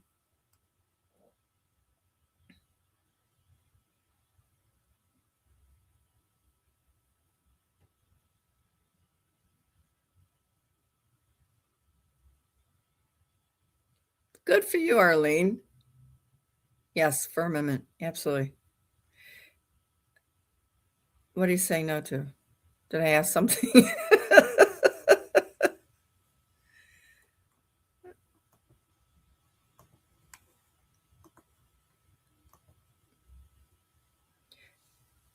Yeah. Oh, I know what you're asking. No, we're not. But we're going to pretend. Okay, this was a day ago. This is Trump. Iran and their proxies who threatened to retaliate against you and your team by killing you guys for taking out Soleimani. Well, they haven't done that, and that would be a terrible thing for them to do, not because of me. If they did that, they would be obliterated. That would be the end. I've left instructions. If they do it, they get obliterated. There won't be anything left.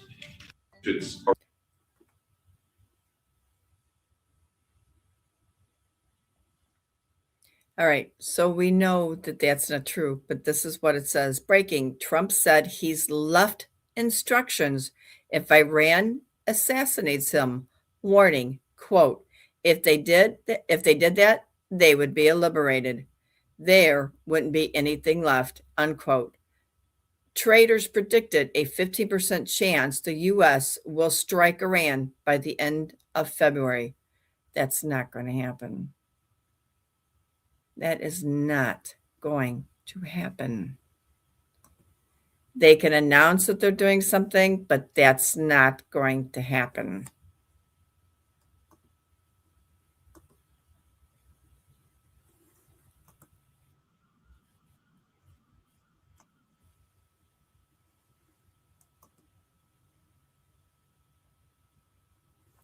All right, so here you go about an arrest. This came in this morning while I was doing my work. And this came out on Fox. And then, of course, one of the people on X picked it up before I could say anything. So it says, Mega Voice picked it up saying, breaking Fox News reports Prince Andrew is arrested for his ties to Epstein. This is huge. The house of cards is falling. Keep it going. Okay, so Fox and Friends had it reported this morning, and it went into very much detail. You might want to go back and look for that video. It's on YouTube, but they were also live. So I'm sure the recording is back on YouTube. It swung my head around so fast. Like, what?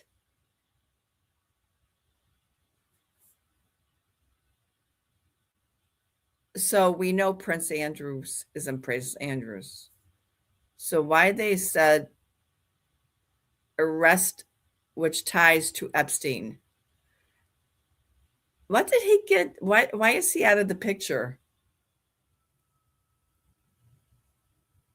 You know, both of Diana's children who played the part in the movie was not her children. The people that you've seen walking around with her was not her children. That's a whole different story.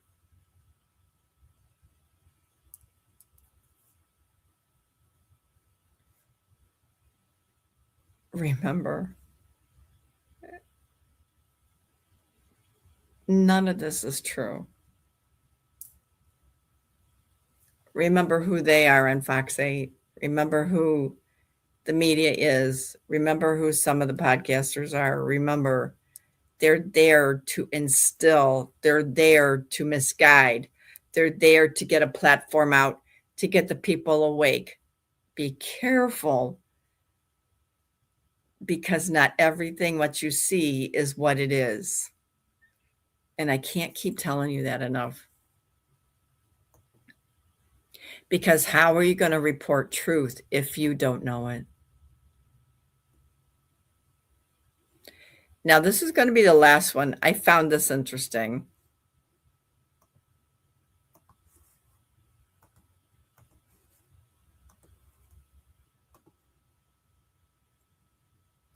Warning, listen. I agree with the principles that Jesus advocated, and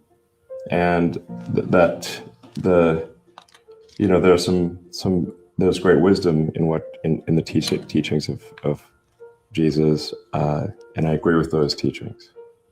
And things like turn the other cheek are very important, because as opposed to an eye for an eye. An eye for an eye leaves everyone blind. So forgiveness, is important, and treating people as you would wish to be treated. Love thy neighbor as thyself. Very important. Interesting post from Elon Musk earlier today. As a Christian, I am very happy for him. He is moving in the right direction. I do understand everyone's timing is completely different. With so much chaos going around the world, especially World War III, now is the time to get closer to God, because it looks like the end of time is near. We just have to keep praying for Elon Musk. He is so close to becoming a Christian. He still doesn't believe that Jesus is the Son of God. But remember, in the Bible, it says when Jesus comes, everyone will kneel down and proclaim him as the Son of God. Make sure to share this information with as many people as possible.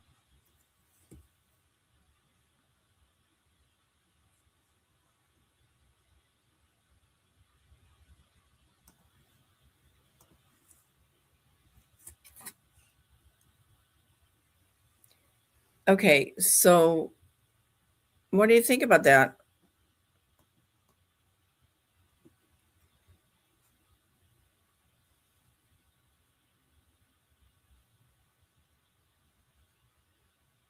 What do you think about Elon's change of heart?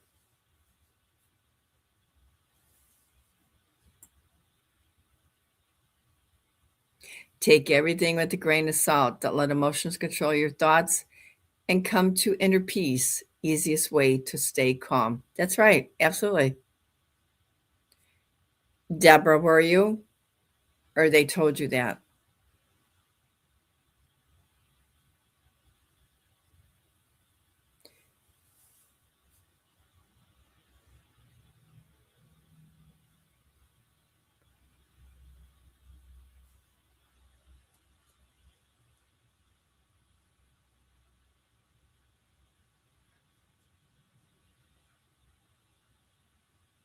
Okay, I didn't ask you about being a robot or AI. I asked you, what did you think about him turning?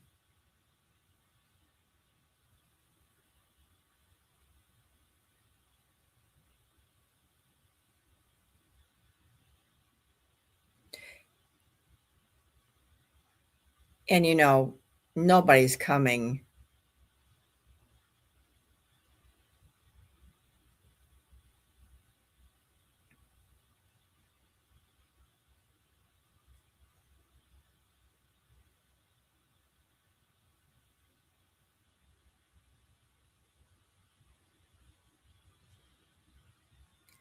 Many are going to flipping script. What do you mean, Star?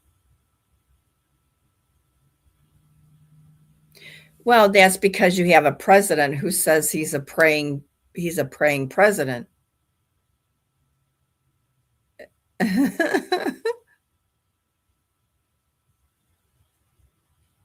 Did you notice when he wrote something about God, he did a big G?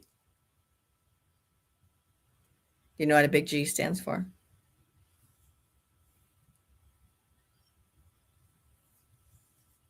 I don't know. I don't know how many times I got to tell you this. You need to watch Trump in action and the words that he uses and the symbolisms that he's showing. Because if you don't, you're going to miss what I'm trying to tell you. What is a big G versus a little g?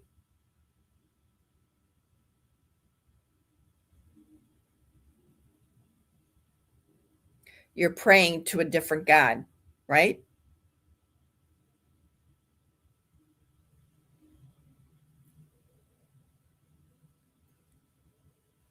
All I want you guys to do is pay attention so you can learn everything that is now coming right out in front of you. And he's getting good about it. But you still need to learn, watch and learn. I don't want to teach you or try to tell you, we got to act like we're children, because we do. We don't know what they're always trying to tell us. And by walking in for the first time, it's really hard to find out. We just go by what they say or what they do or what they're showing. But now that you're awake, you should be able to turn it on and right away spot every single thing that he's doing. It's not what he's saying. Watch his hands. Watch his symbolisms. Watch and pay attention to his lips and his body language. When he shifts, everything is showing you, and you should be educated enough to know what he's signaling to you. And I was trying to get one the other day. And of course, I forgot the name of it because I was doing other stuff. But I looked up and he was showing a big G. And I said, what is he doing? And of course, I got a phone call. So I had to grab the phone call, and it blipped off. And then I couldn't figure out which one it was. This is what I'm saying. Sometimes I need your help to show me the things that you're seeing. Email it to me, because sometimes I get so distracted that the things I want to grab, I either get a phone call coming in, I'm running late, because I'm trying to dig, and I want you to see there is nothing going on, or there's everything going on. Remember, sometimes I come in and I go, wow, it's really silent. There's nothing really to even report on. Well, that's true. There's not. He's not showing symbolism. Nobody's saying anything that I can catch. But when there is, pay attention, because he's telling you something that you need to know. And yes, most of the time I can do that. But unfortunately, like I said, I don't have 2 phones anymore. I'm down to 1. I only have the laptop. I don't have my other screens. I can only do 1 thing at a time now instead of 3 and 4. So if you find something that you feel that's interesting, email it to me and we'll go over it. Now, I did notice that when someone said they email me, and it's not going in my spam folder, and I'm not getting it, so I'm going to have to go back in and tweak it. And I'm going to do that right after the show, because that should have came in. So it might have been the settings that I used, because I have been playing around with it a little bit.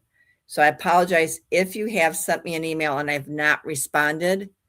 That means that it was taken out, or it did not reach my address.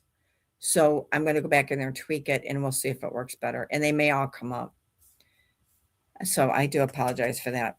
But it's been a really rough time trying to figure out how do I only do with it with 1 laptop. And it's been very hard. But that's okay. We're going to make it through no matter what, right? They haven't defeated us yet. They're close, but not yet.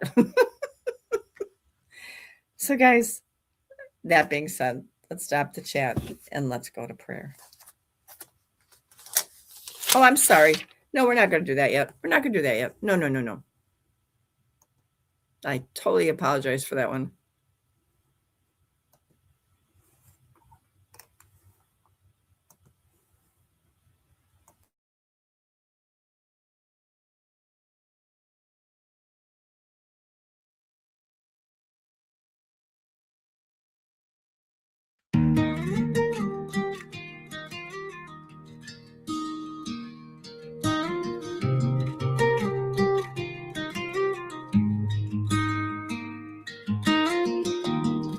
There's questions I can't answer, thoughts that pull me far away, but you meet me in the morning and you're enough for today.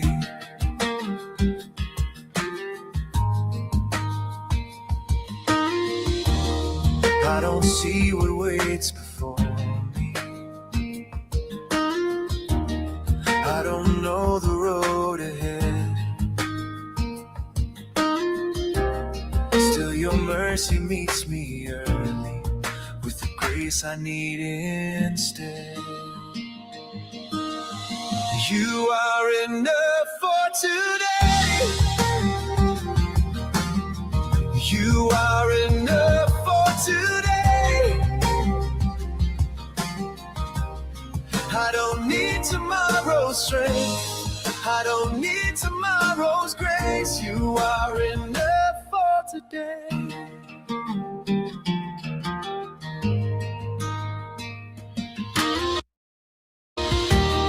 I don't have to solve the future, I don't have to know the way.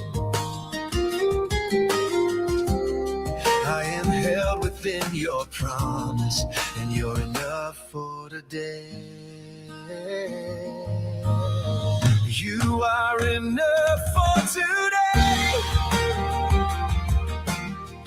You are enough for today.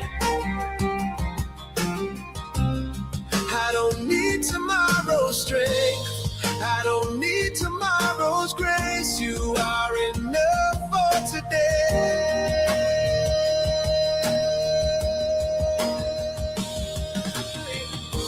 You hold tomorrow,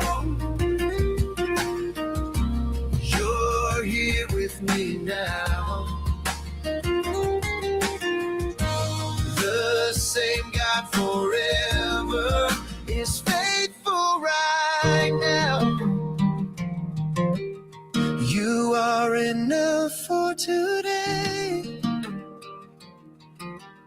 You are enough for today. I don't need tomorrow's strength. I don't need tomorrow's grace. You are enough for today. You are enough for today. You are enough for today. I don't need tomorrow's strength. I don't need tomorrow's grace. You are enough for today.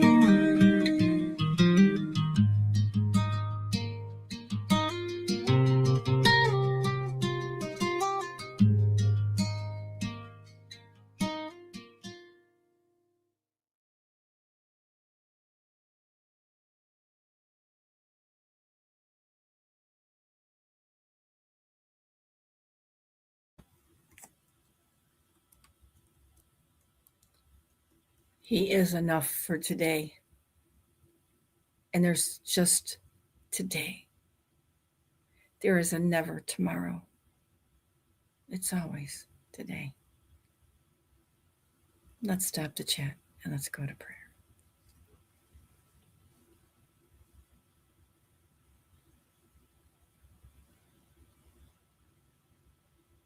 Father, we come to you once again this morning. We thank you for a great, beautiful morning.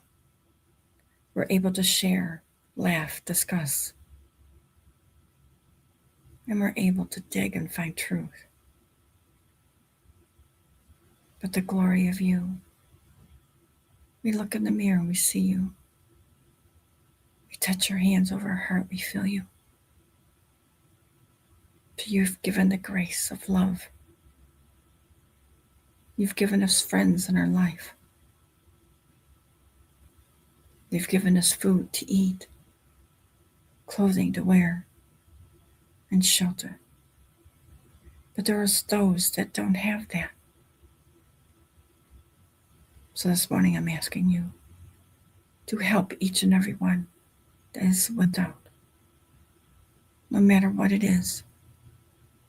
And for those that are hurting, who's lost a loved one. And most of all, that who doesn't know you, they come to know you. Because without you, we are nothing. We walk around making decisions that are totally bad. But when we turn to you, you give us a choice. Is it going to be A or B? And then we ask again, which do we do? And we sit and we wait. And through the day, the month, the hour, or the year, you tell us. All we have to do is wait. Father, we thank you for the blessings that you've always given us. The friends, our families, the new friends we meet, the people along the way. And I thank you most of all for this family. Not just here in the chat, but listening.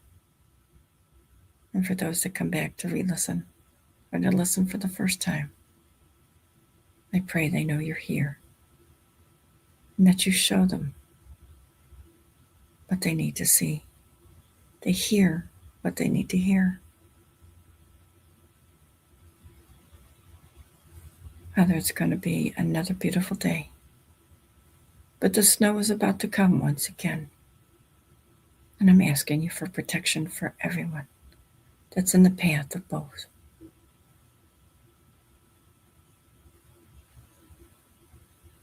Father, please be with the children. We know there's still some that are growing up that are on witness protection. That sometimes we know too that they may not come out. They've been so damaged that they're afraid of the public. They're afraid of people. And we understand that. So for all the children, protect them all. For they are beginning of new life. And they are the ones that will be the ones to truly live in a great world when this is over.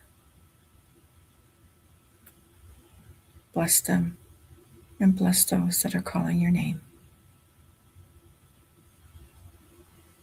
Give everyone today a wonderful day, a wonderful weekend. Give them laughter and joy, but most of all, healing. Everyone needs you. They may not know it, but they do.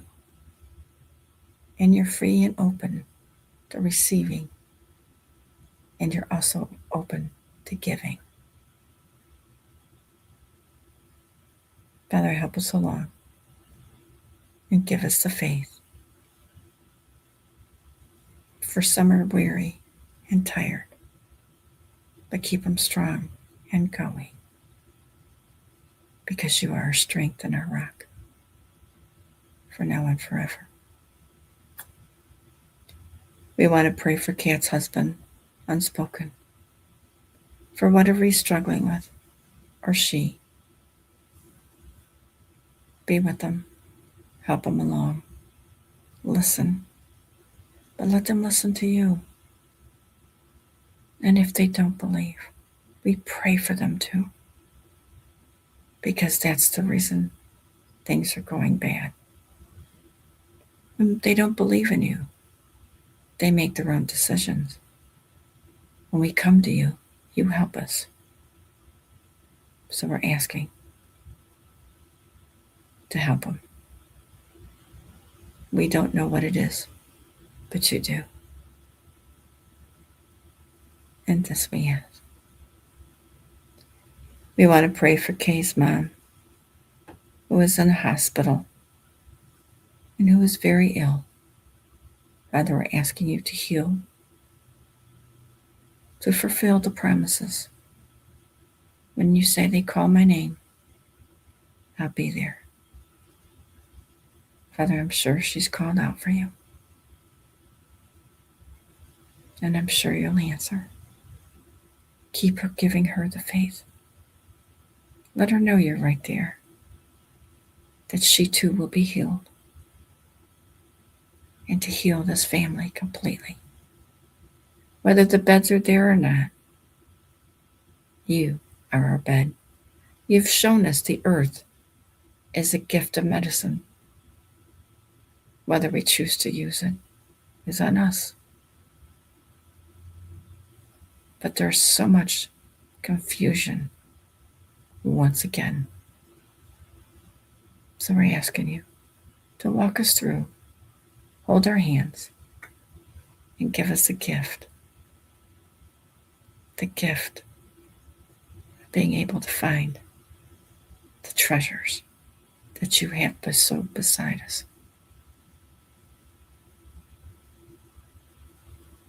There's been so many things you've done through the past for each and every one of us, and sometimes we forget that. All we have to do is look within. And there you are, forever. For the last beat of our heart, for the last breath we take. Be with this family. Be with those listening and those to come. May they find you. And may you find them. And for all the unspoken prayers, or the prayers that I missed, I pray for them. And I send them to you. In your name, we all said thank you and amen.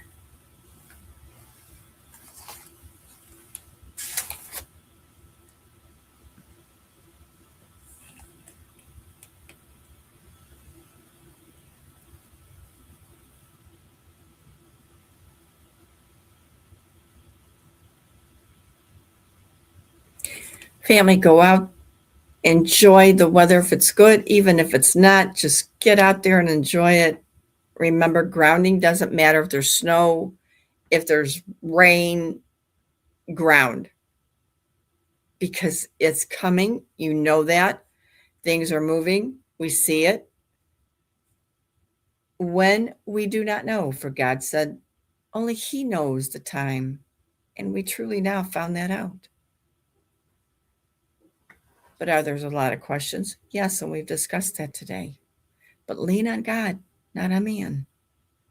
And we've learned that too. So enjoy your day. Enjoy your weekend. We'll see you back here on Tuesday because they're still scheduled here.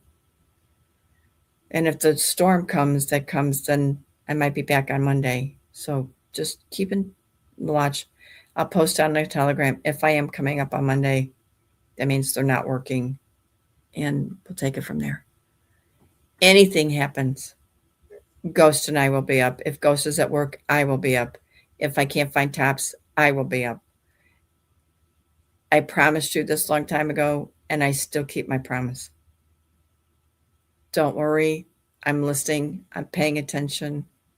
And if I don't have my laptop, I got my phone.